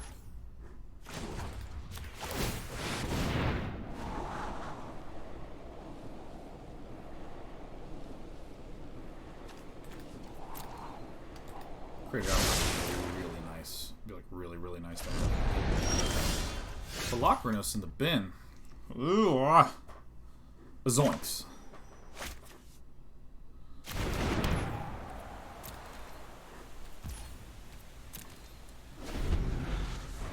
So my opponent has a bunch of stuff in the hand, huh? Okay. We're gonna take the damage. We're actually gonna do this at the end of the turn.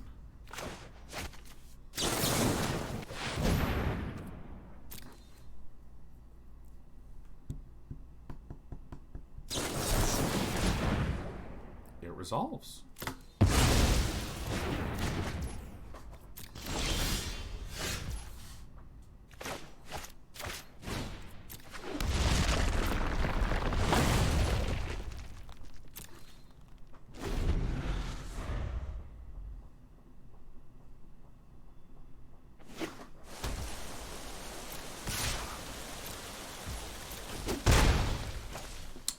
I need like a little bit more mana to do what I need to do.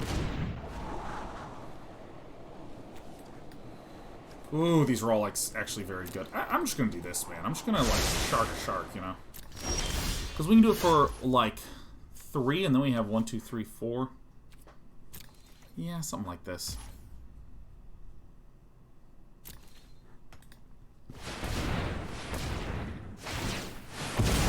Great. What are we playing? Jeskai Hugeness. Jeskai Hugeness.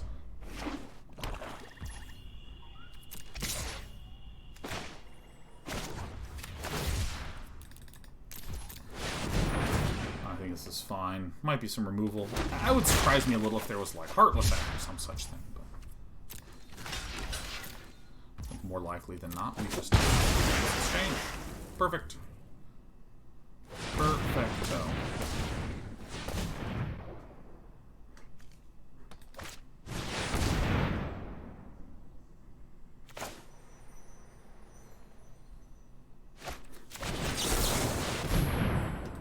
Oh, I see what you're doing.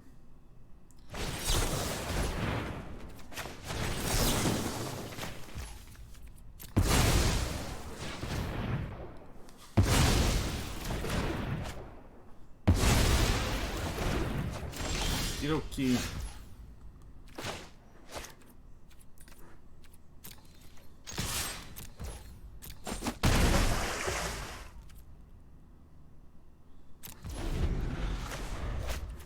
Okay, 4 damage to this. Tap this. And the black mana. And my opponent will have to counter this. Okay.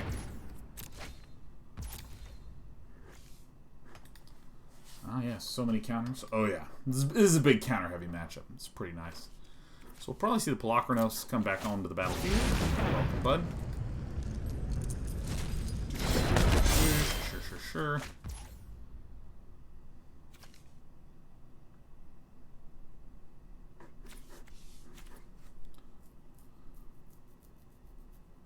I think about what would be the most effective thing to do here. If you want the deck, it's right here on the screen. Pelakrinos is something that I was not hoping to be up against.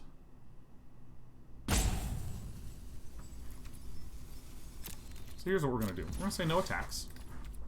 And I think that this is like the option that we have. We shoot this, we tap this one, and this one. And that's about what we have. Alright. So that means we die. This fights this, and then it's gone.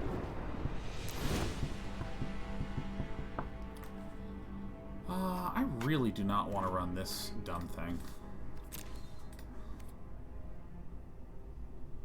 Is Villain not an Emergent Ultimatum list? Is this not what we're against? I feel like it still is.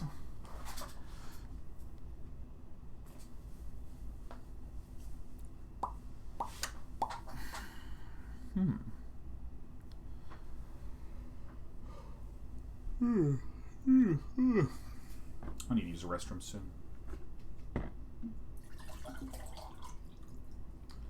I think there's a reasonable probability that our opponent is not on an ultimatum list at all, and is just a Yorion ramp set. Entirely plausible.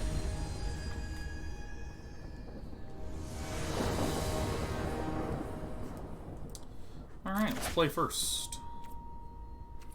That ain't it. This is a hand. This is a hand. Okay.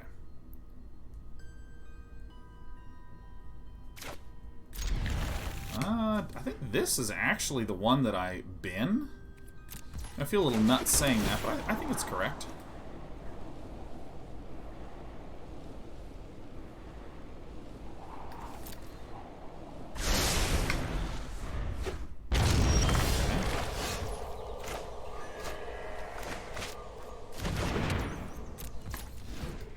Okay.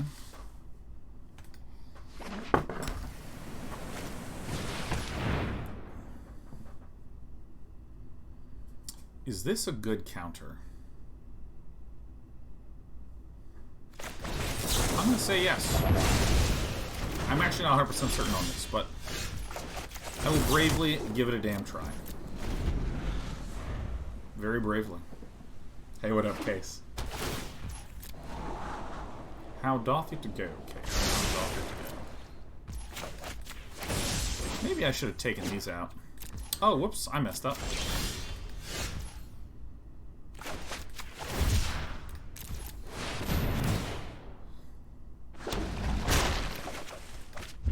I really screwed up. I was planning around starting this. I messed up. Has a constructed format. You know, interestingly, I think Strixhaven is the lowest power format that I have seen in a really long time. Creates treasure, draws 2, this person, this person. I actually think the Narset might just be no good here. It might just be no good. Narset. Really need both these lands, huh? And I think the counter spells are more valuable. That ain't it.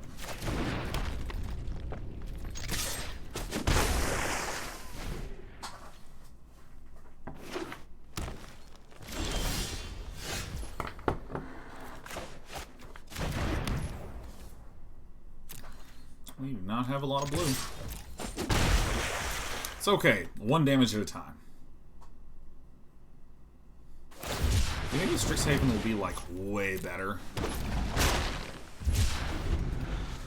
I actually am starting to really be convinced by the end of this series that Psycho Cyan is not an Emergent Ultimatum list at all.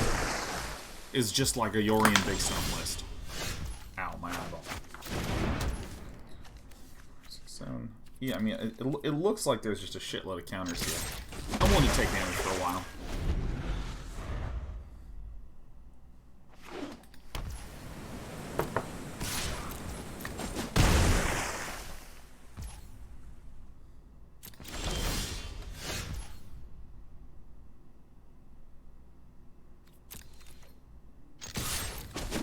Buddy.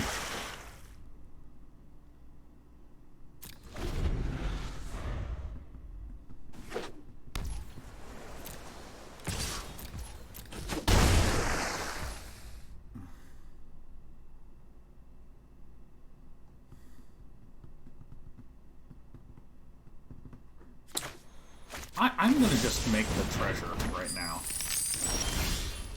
I don't see a world in which I do not do a lot of this stuff. Because I can now cast Creative Outburst here. I just need Psycho Cyan to, like... It's time to chump with the shark for once. I just need more mana spent before I can start to pop off.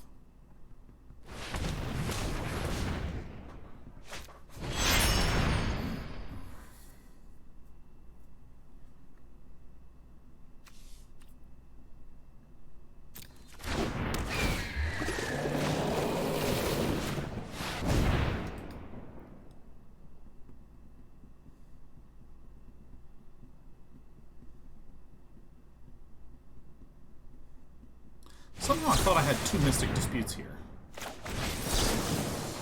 Now, if this doesn't resolve, I think I'm just going to concede. I think I'm out.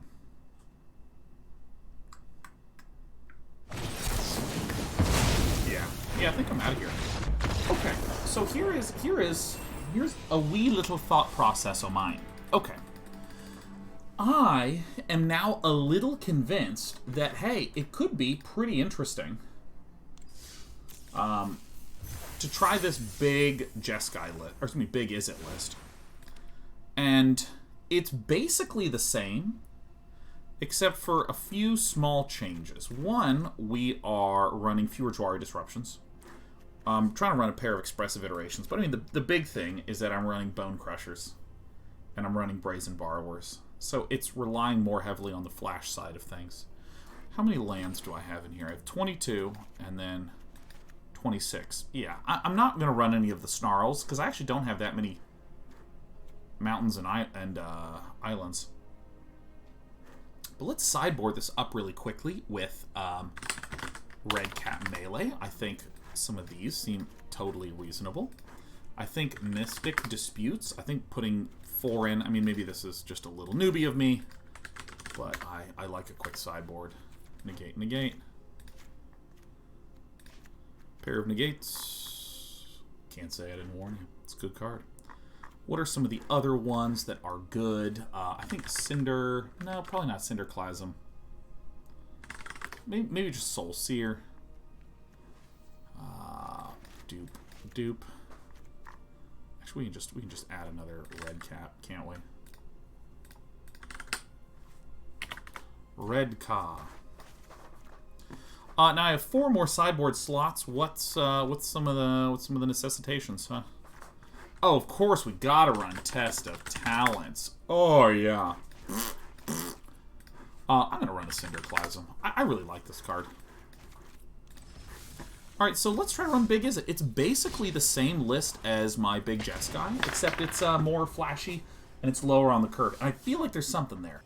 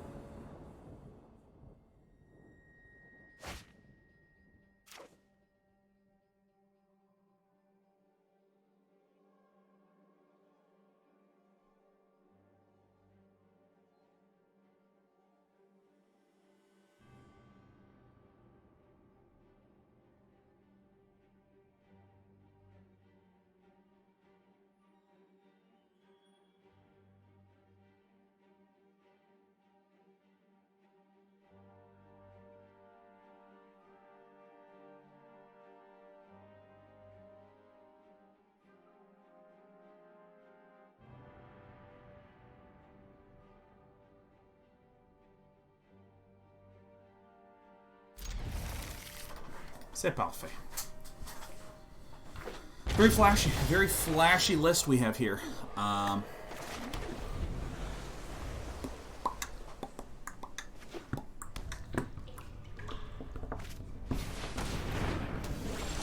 Okay, so this is it. This is one of these here.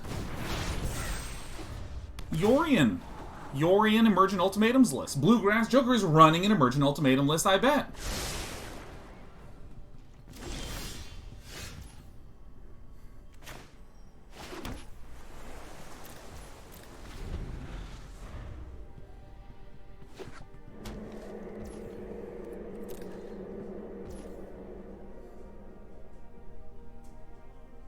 Now, what do we do here?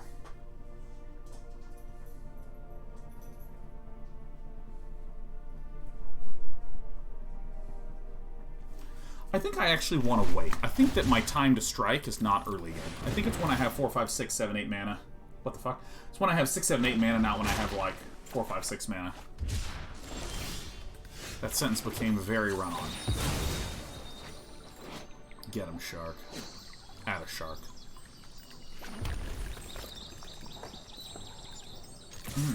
Illidan's downloaded MTG on my iPad. I am bad at this game. Dude, everyone is when they first kick off. Just have yourself a blast.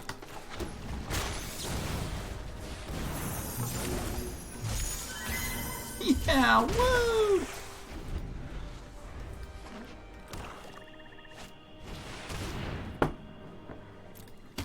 It resolves. It does resolve.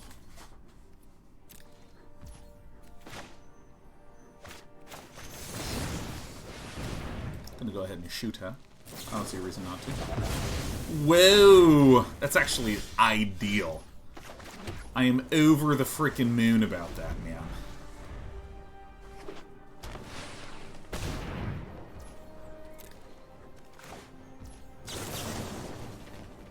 Treasure, draw. Bang, bang.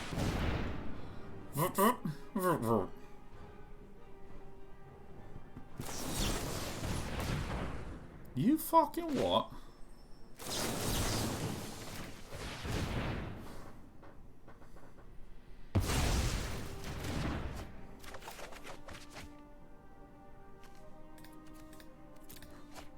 Let's get rid of these puppies.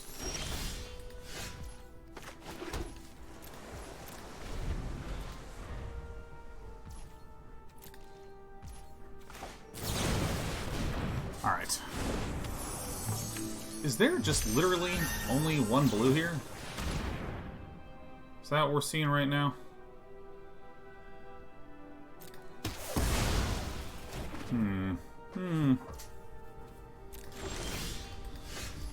Oh my god, I love Expressive Iteration so much. This card rules, man. This in the hand. I think it is... this to the library, this in the side, huh? Crowbar HB says, will you play Diablo 2 Resurrected on release? I mean, maybe. I mean, maybe. I don't know. I just don't know. You know? I just don't know. There's a lot of things that, I mean, literally could just be an incredible developer. Comes along 1, 2, 3, 4, 5, 6.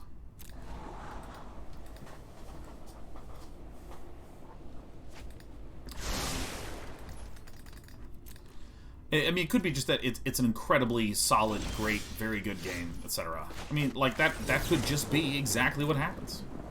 I think I should have been casting these borrowers earlier, huh? I think it could have just been... I think it could be that, like, Diablo 2 Resurrection is just amazing, and the way that they modernize the game is amazing. I think there's, like, a reasonable probability that by the end of all of this, we're just all like, oh, God, Diablo 2 is just the fucking greatest ever. However, you know, for instance... I just saw the news this morning. Did you see the news? Jeff Kaplan left the Diablo, or left Overwatch, and left Blizzard.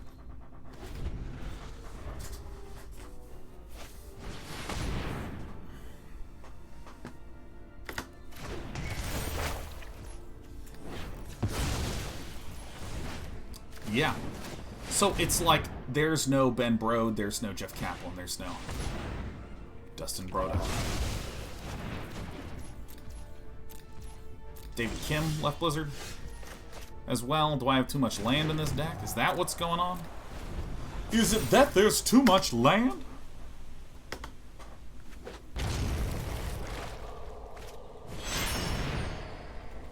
Well, this is, I mean, this is really rough stuff for us.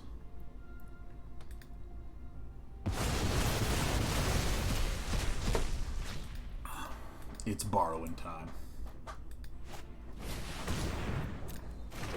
See, I don't know. I see a lot of the stuff coming out of Blizzard. Like, I think that, again, my opinions move very slowly, and I tend to be generally on the optimistic side. But it's you know, it's one of these things where, why the fuck would you tap my land like this? Why the fuck? Why the fuck did it tap all three? You know, like, there's situations where I'm just like, you know, could be fine. Am I putting too much land on the deck? Is that the problem?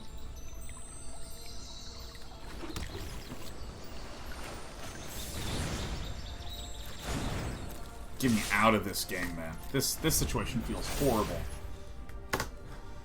Anyways, yeah, there's been enough faux pas that Blizzard has made in the last bit, and enough, like, departures of really strong talent, that when I hear the Diablo 2 remaster is coming out, I'm kind of in a wait and see.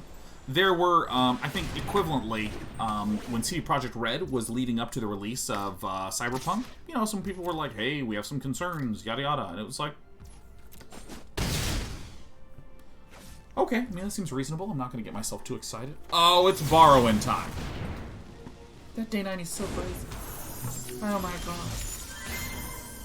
That's like literally the only card I wanted to see, huh?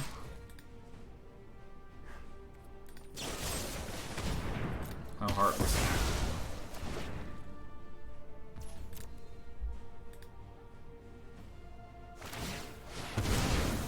There's not a lot of blue mana here, huh?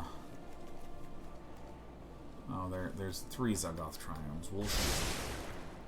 2 top, 0 bottom? Ugh.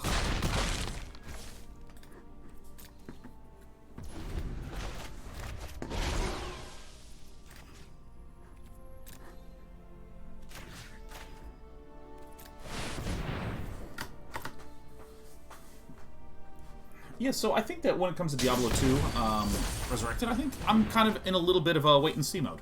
You know, could be great, could be not great.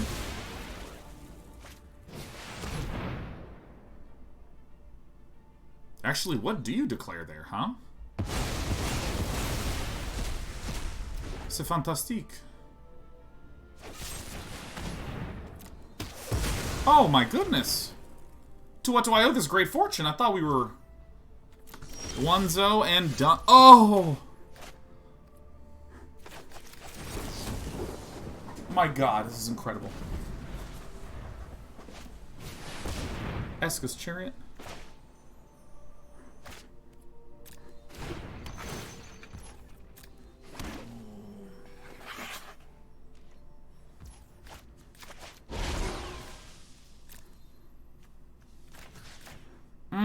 Oh, +1, yes. Commence Operation Bing Bong.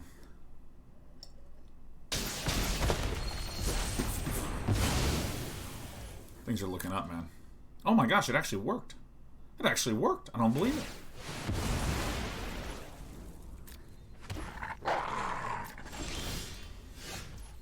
Okay.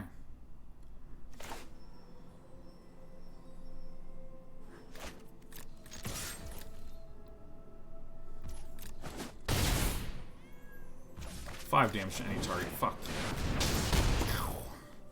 Sure, I'll take the Shark Typhoon. Ooh. Ooh, that was nice. That was some good stuff. Okay. So, we probably don't need the Scorching Dragonfires. We probably do want the Mystic Disputes. Probably actually don't even want the Bone Crushers. I'm happy to have a nice, slow baby game for babies. Negates, Tests of Talents. Ka-chicka-cha! Ka-chicka-chicka-chicka-chicka-chicka-cha. I mean, I'm literally a Brazen Borrower Opus deck. This is it.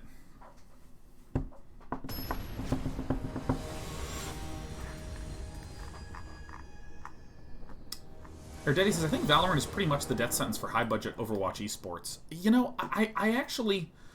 I question whether there ever really was the robustness to the gameplay of Overwatch in the first place. You know, I think the Overwatch League was like an absolutely astronomical gamble. And Valorant, given that it's Counter-Strike, right? It's Counter-Strike. It has taken some interesting modern ideas of, like, creating classes for stuff, but, I mean, the gameplay is Counter-Strike. You have bomb sites, you place the bomb. You know, and all this sort of stuff.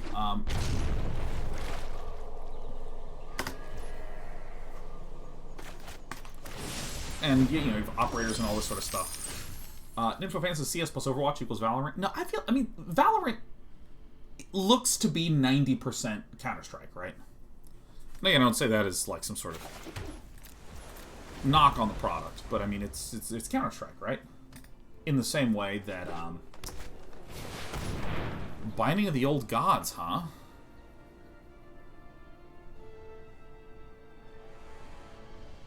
I'm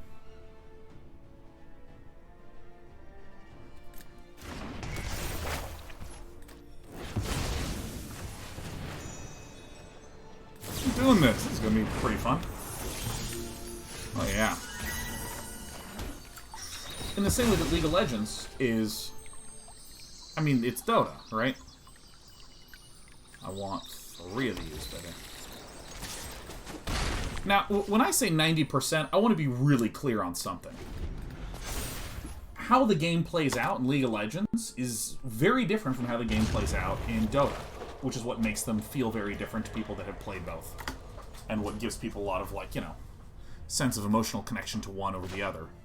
I think I'm going to draw 2, discard 2 here, huh?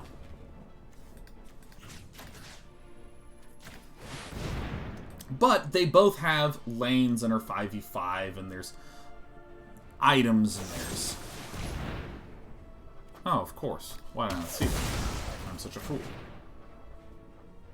I mean, it's actually fine, though. You know, like the core game is there. And there's been a lot of really good games that use the core of another one, and then the sort of top 20%, the top 10%, something like this. Discard 2 cards here, huh? I don't think I want this one. Wow. Yeah, I guess... Goodness. Yeah, I guess it's the Creative Outburst, huh?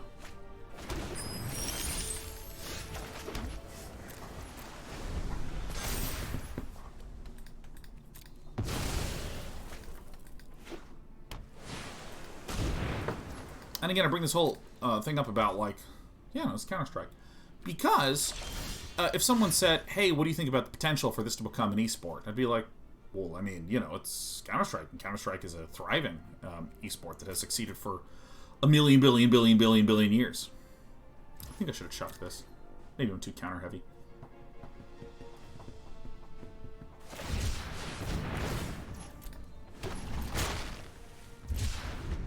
And I don't know if Overwatch was anywhere similar to that when the Overwatch League was formed. So yeah. Okay, so I want to do the more expensive one here. Here's your counter spell. Gotcha. Bada boom. Okay, negate.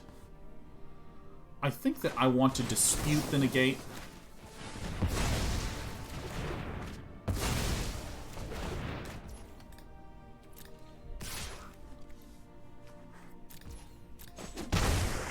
That seems right. God, I love this card. Maybe I should get more expressive iterations in here. Put this in the hand. Put this in the side. Oops, or that one. I mean, it's fine. I was looking for red mana anyways.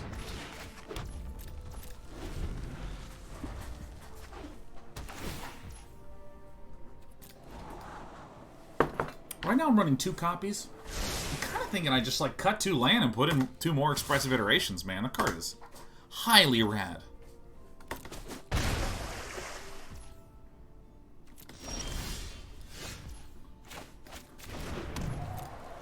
So that's 1, 2, 3, 4, 5, 6, 7, 8.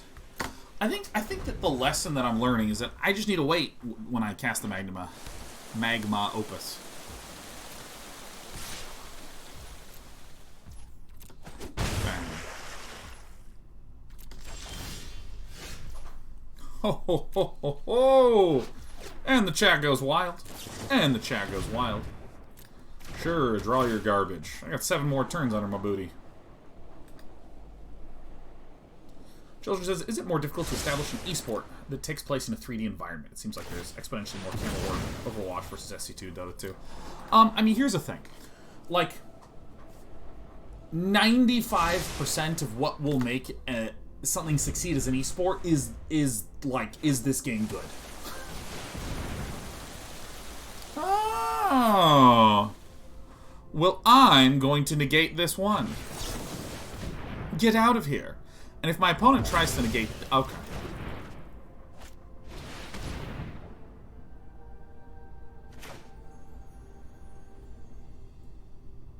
Shit. Take this. And then if my opponent tries to counter this, I will Test of Talents the counter. Yeah. So I'm near certain that Villain absolutely does not have a counter. Because if Villain did, Villain would not be letting a Maze Mind Tome get countered like that. I mean, that's just like a huge card in the matchup.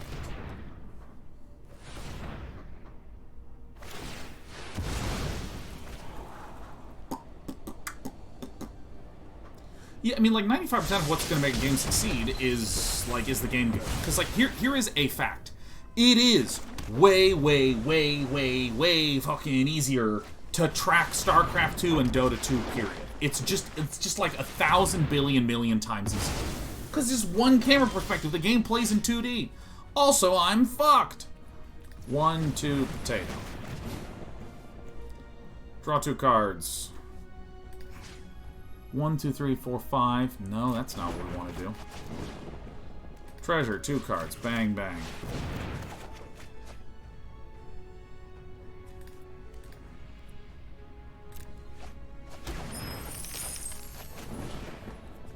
Two cards, treasure. Bang, bang.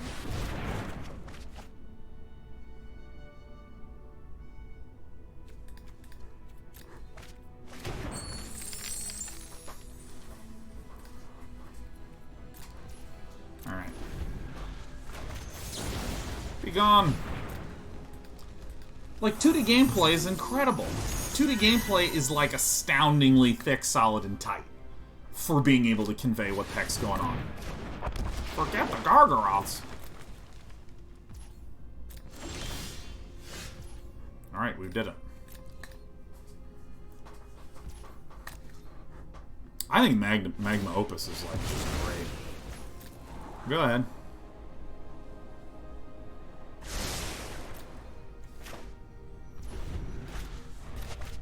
Four damage to this person. Tap this. Tap that.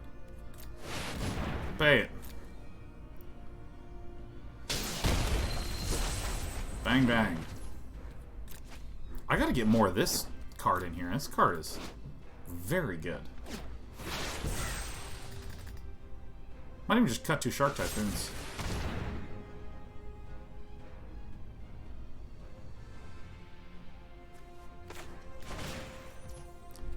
Get out of here.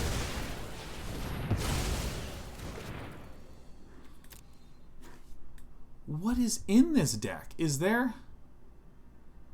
There's no Emergent Ultimatums in this deck. It's a Jabate.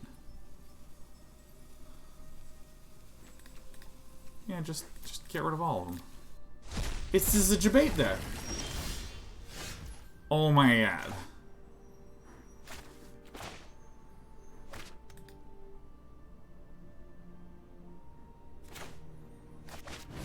Boop. Fuck out of here. What are you beholding some fucking bullshit for, huh? Who is this person?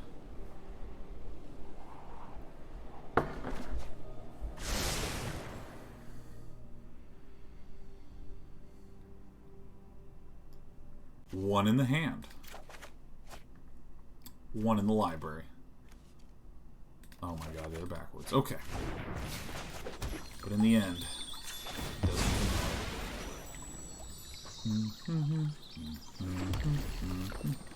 matter. Bum, bum, bum, bum, bum.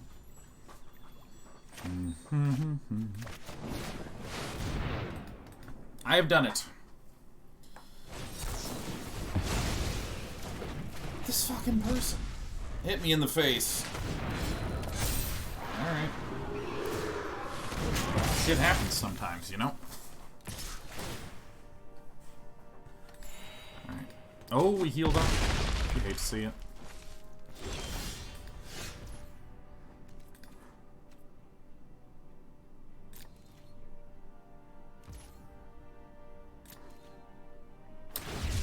Perhaps I have made a mistake. Certainly possible. I've been known to make them before. Bang. Oh, if this person counters my spell, I'm gonna rip out my eyes. 2 bottom, you love to see that. This fucking... What? Total dick. You know what I mean? Just dead. Just a mean person.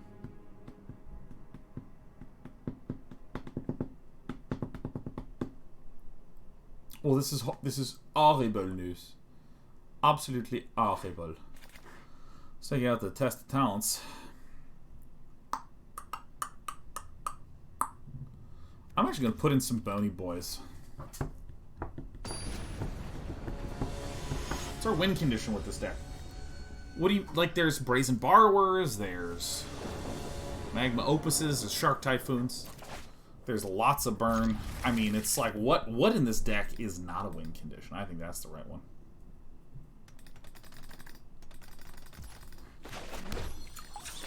Now, I'm going to do that Streamer Pass-Through Equity and just crack this for some blue mana right away.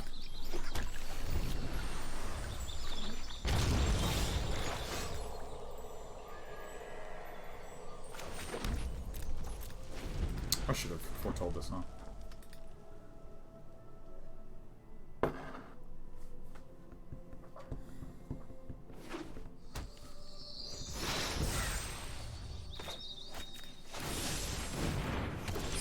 Rampus Bampus on the campus.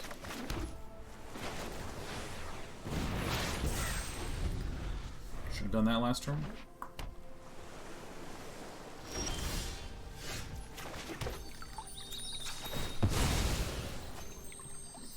Oh, it's going to be an exciting game of land pass. Oh my goodness. Boom.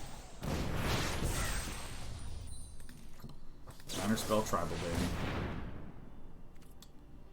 I absolutely don't think you get to draw, baby. I think I just need 4 Expressive Iterations in this bad boy.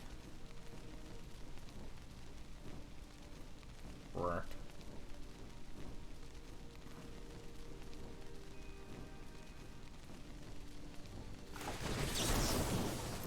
Yeah, I'm just getting this one out. Bang.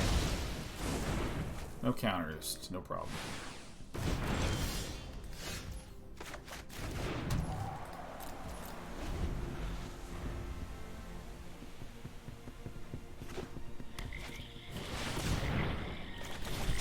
Oh. Oh. Fee-oo. I'm gonna do treasure and draw.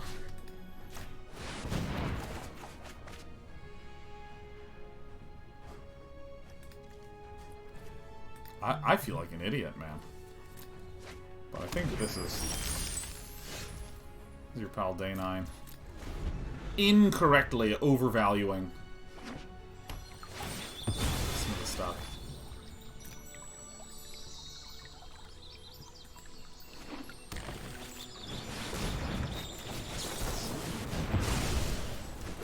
Fee you!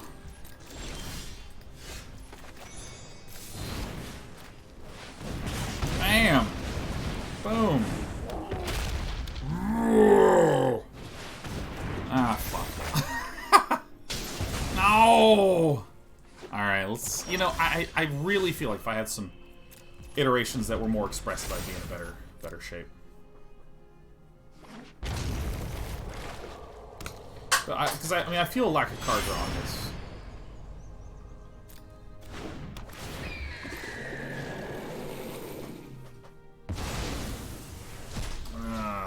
Whatever. Welcome back. Binding the OG. Sure, take it out.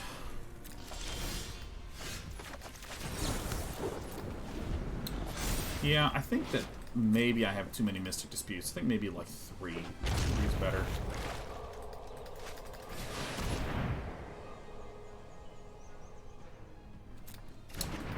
Well, that's really bad for us. I don't think we can beat this. Yeah, I think the sideboarding has been extremely challenging.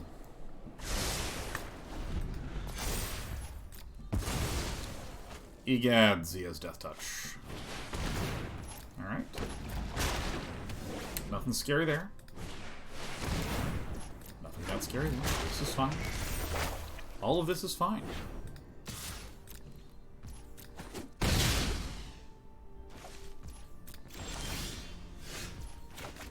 I'm just going to do this now, because I'm going to do it at villain's upkeep anyways.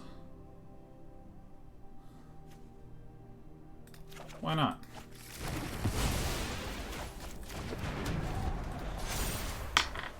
Okay. I'm going to see it hurts a little bit. Not gonna lie, it does hurt a little bit. Okay.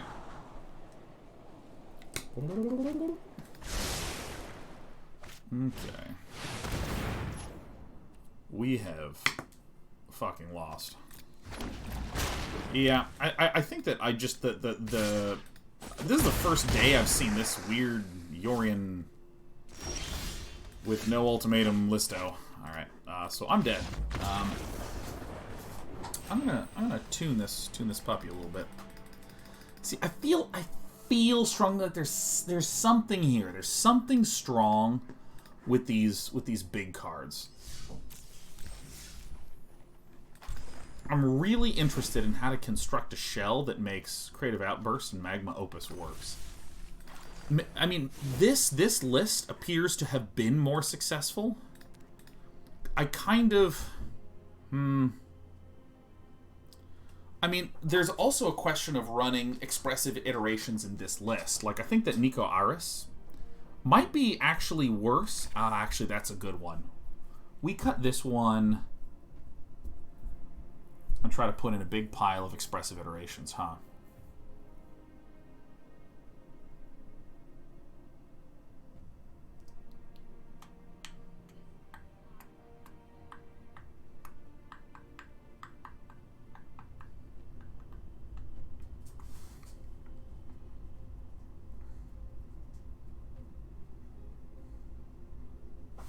Yeah, here's kind of what I'm thinking.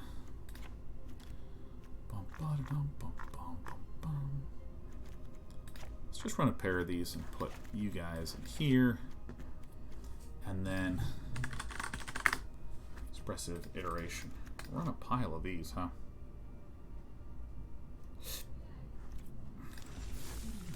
I'm only get to keep my Ondu Inversion. Now we only have Narset. Narset's the only white card in the whole damn deck. And Doom Scars in the side. This is kind of why I was interested in the big Izzets. Because I'm like, is Narset really that great? And I mean, like, I am not ashamed to share my bias, man. I think that card rules!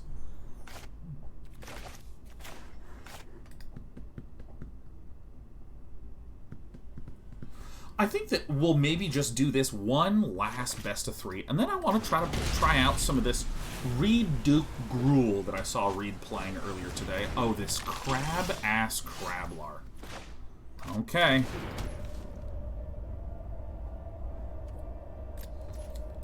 So here's what I think I'm going to do. I'm going to Creative Outburst for a treasure token. Oh, you would have a Fabled Passage. Oh, son of a bitch. Because if there was just one land, there would have been only 3 in the bin. Well, I guess with the Creative Outburst would have made 4 anyways. Okay, well, it comes in tap. Comes in tap, comes in tap, comes in tap. Actually, I somehow did not see that this was actually way, way, way the hell better. Alright, so we're going to auto-pay this.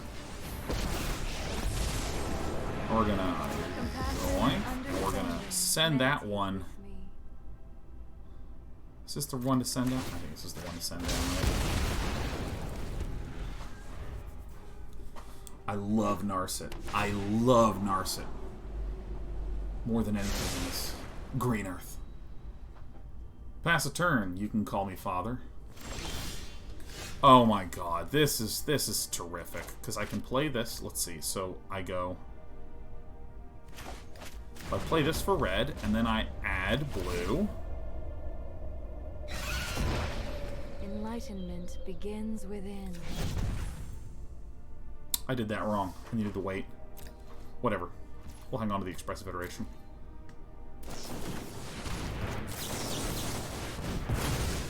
Couldn't foretell it, because if I foretold it, wouldn't have worked. You can only cast a spell on a later turn.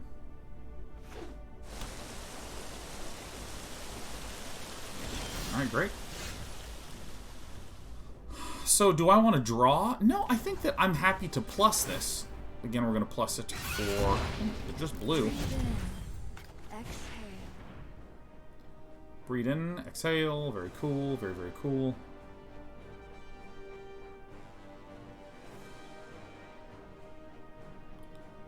Hand.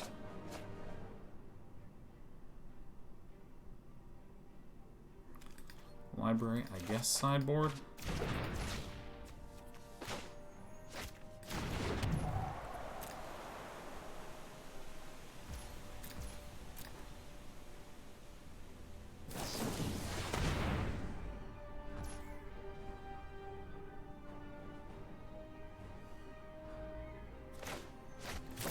Just this, huh? Okay.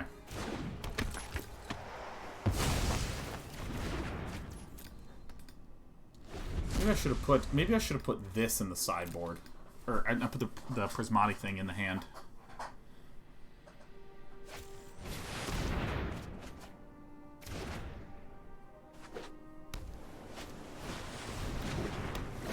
Various says, why'd you need to wait? You had blue from Narset and a red mana up. You could have cast Expressive Iteration.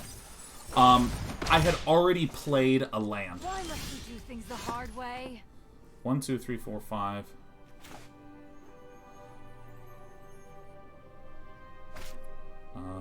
This.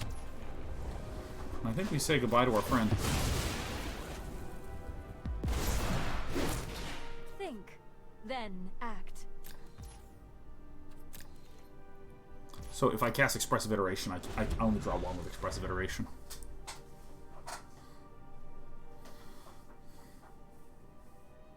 Expressive Iteration lets you play an extra land. Well, it doesn't let you play an extra one, it just lets you play 1 from the Exile Zone. And so I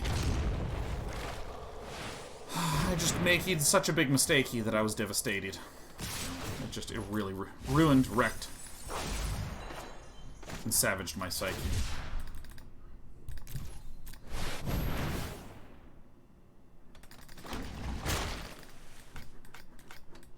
No, shoot it all! Oh.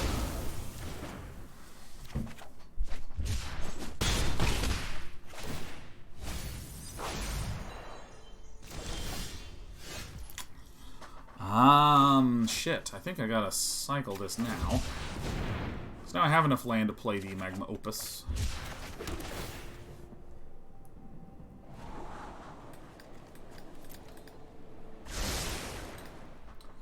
In fact, it says, any reason you don't hardcast Shark Typhoon when your opponent is tapped out? Yes.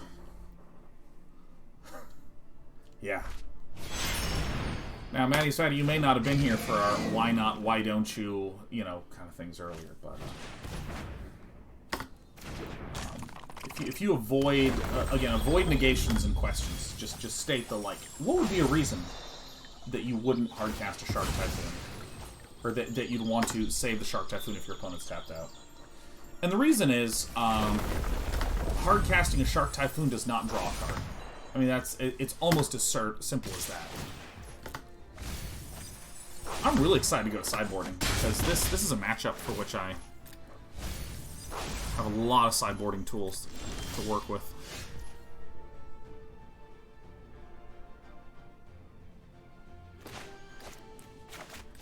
Alright, I'm just going to cast this on this person's turn. Tap. I don't know, this and that. Yeah.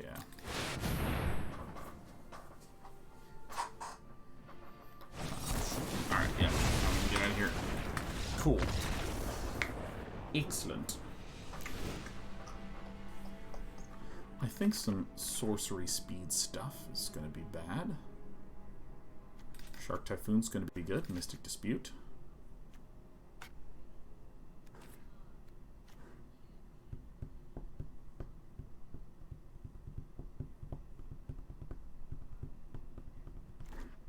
Probably don't want as many of these sorcery speed bears.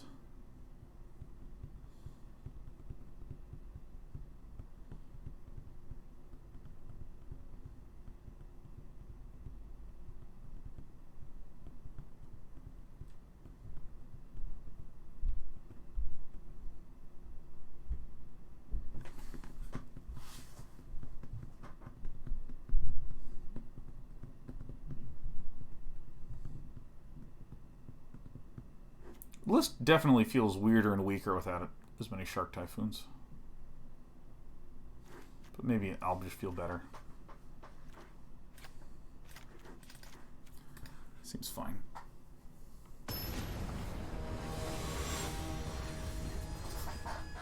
Ouch. Ouchies. Alright. Play first. And play ball. Very good. I'm not going to call this guy father at all.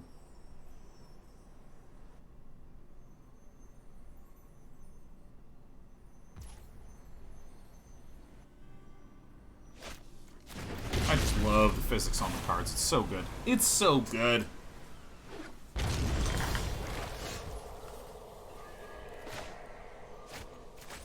I want these Jwari Ruins down, baby. Oh, you fool! Get out of here! That crab is terrifying, man.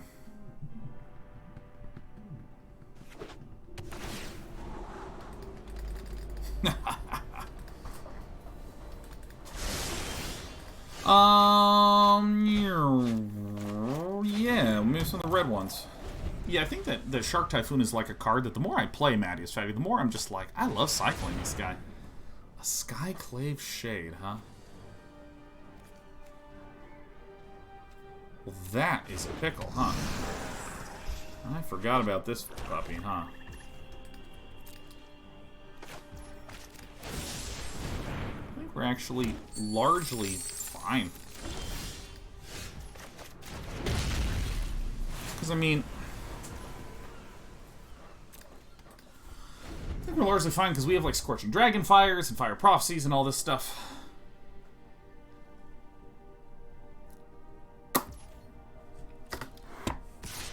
Skyclave Shade is just awesome. Skyclave Shade makes me immediately want to abandon Jeskai and go like mono black control. Like immediately. Into the story, I dare you.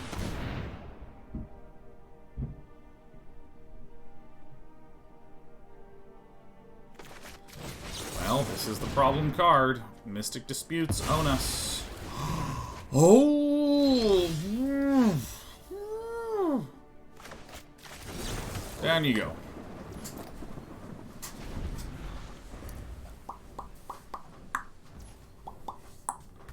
Skyclave Shade is just an insanely good card against a control list where I might have a sweeper and then you just play a land and cast from the graveyard. You know, it's just like, it's just a disgusting, disgusting, very good card. Let's see. And then this is going to be mana number 7.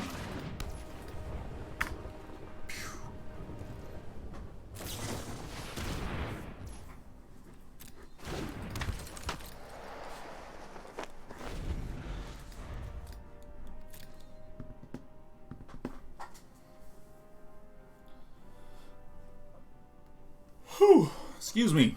Excuse me, excuse me, excuse me.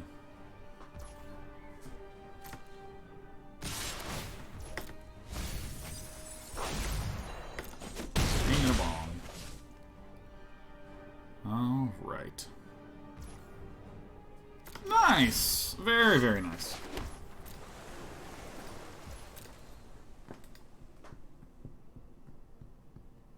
Whalebait 42. 600 bits, man. Happy Whaling Day, Whalebait 42. Oh my god, there's so much thought thieving going on. There's gotta be a counter in this somewhere. Yeah, I think I'm pretty dead here. I'm gonna cast this and it ain't gonna do nothing. Well, I mean, maybe just running nothing but a bunch of 8-mana cards is not as powerful as I want it to be, which is a tragedy. But thanks, Whalebait 42.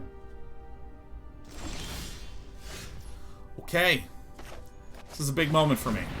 I get to express.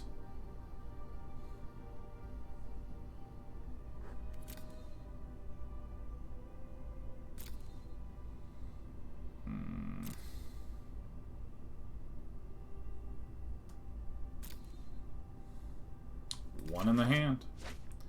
One in the library. One in exile.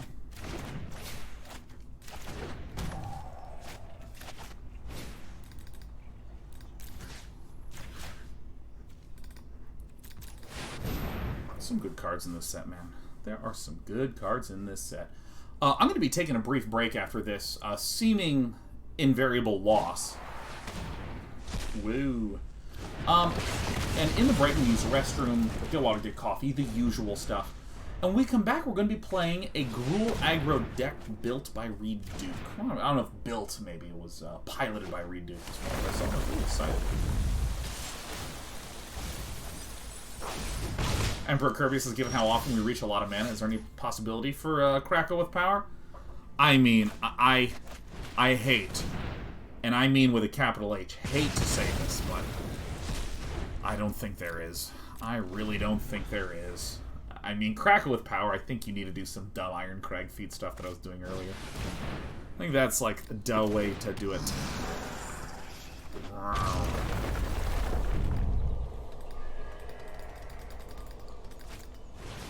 Yeah, maybe Krakow with power is like a more historic capable list. You know, and I have a Mizzix Mastery deck from Louis Scott Vargas that lets you do a whole lot of bullshit with like a whole little bit of stuff.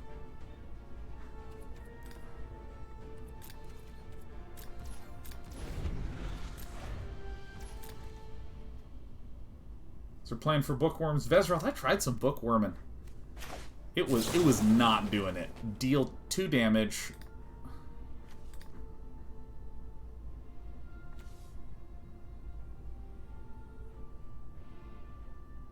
I'm just gonna make a treasure token, man. I don't care. I want my treasure. Kill the Skyclave Shade. I negate your negate, sir. Wait, what? Okay. Alright. Doing, doing, doing, doing. Dispute won't do. Dispute won't do it. For some reason I thought that he already attacked, but whatever.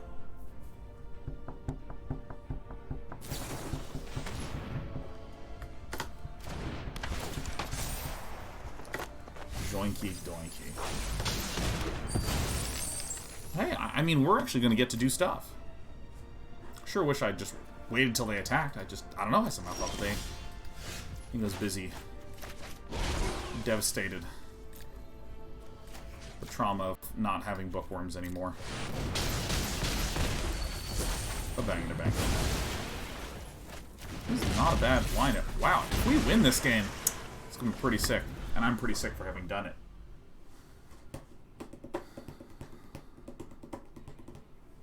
Twitching for Lol says, "Oh my god, I hate rogues." If you're disliking playing against rogues, I recommend the. I mean, it's for as much as people love to call everything clickbait, the title was actually clickbait, but correct. I put 90% win rate Boros Winota. You go to my YouTube, and when I played it, I won every single best of 3 I played for the day, except for one. It was disgusting. It was just like a completely unfair list. It's so good. Like, there's 2 core ways to beat rogues. There's 2 really basic core ways. One is to have a deck that plays creatures at 1 and 2 mana. That's the first way. Because if you're just playing creatures at 1 and 2 mana, of one mind. If you're just playing creatures at 1 and 2 mana, you just take a shit on them. And that's all there is to it.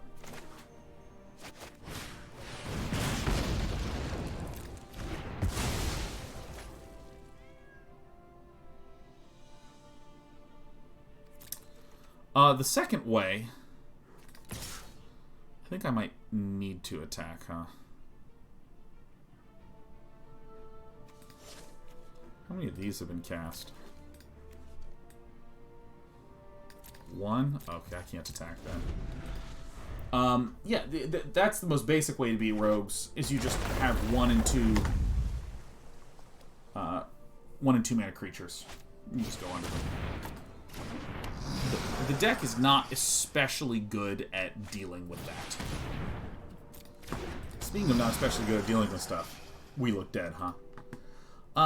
The second easy way to deal with rogues is put an escape card in your deck, because the escape card will go into the graveyard, and then you'll be able to chew through your own graveyard. And a lot of these bonuses, as long as your opponent has 8 or more in the graveyard, deal damage equal to the number of things in your graveyard, you know, just various stuff related to stuff in your graveyard. Your escape cards devour your own graveyard. So if you were black, you might run a Cling to Dust to exile 5 of your own cards in your graveyard, and then you're in good shape.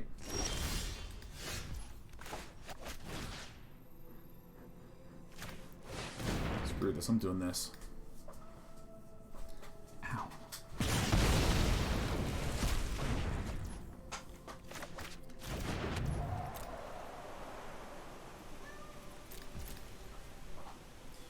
Alright, come on, sweetheart. It's around that time to annoy Dad.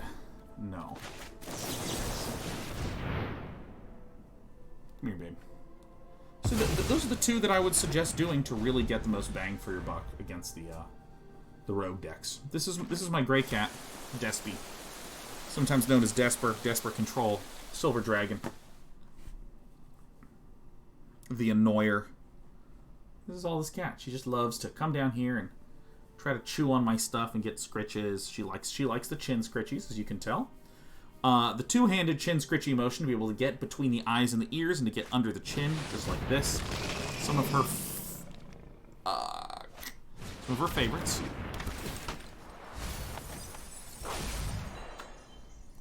She likes to be in the lap, but if I move at all, she gets annoyed. She likes to chew on cords. Not any cords, just specifically headphones. We lose. Okay. So I feel like there is some merit to the Big Jeskai lists. Hey, what do you think?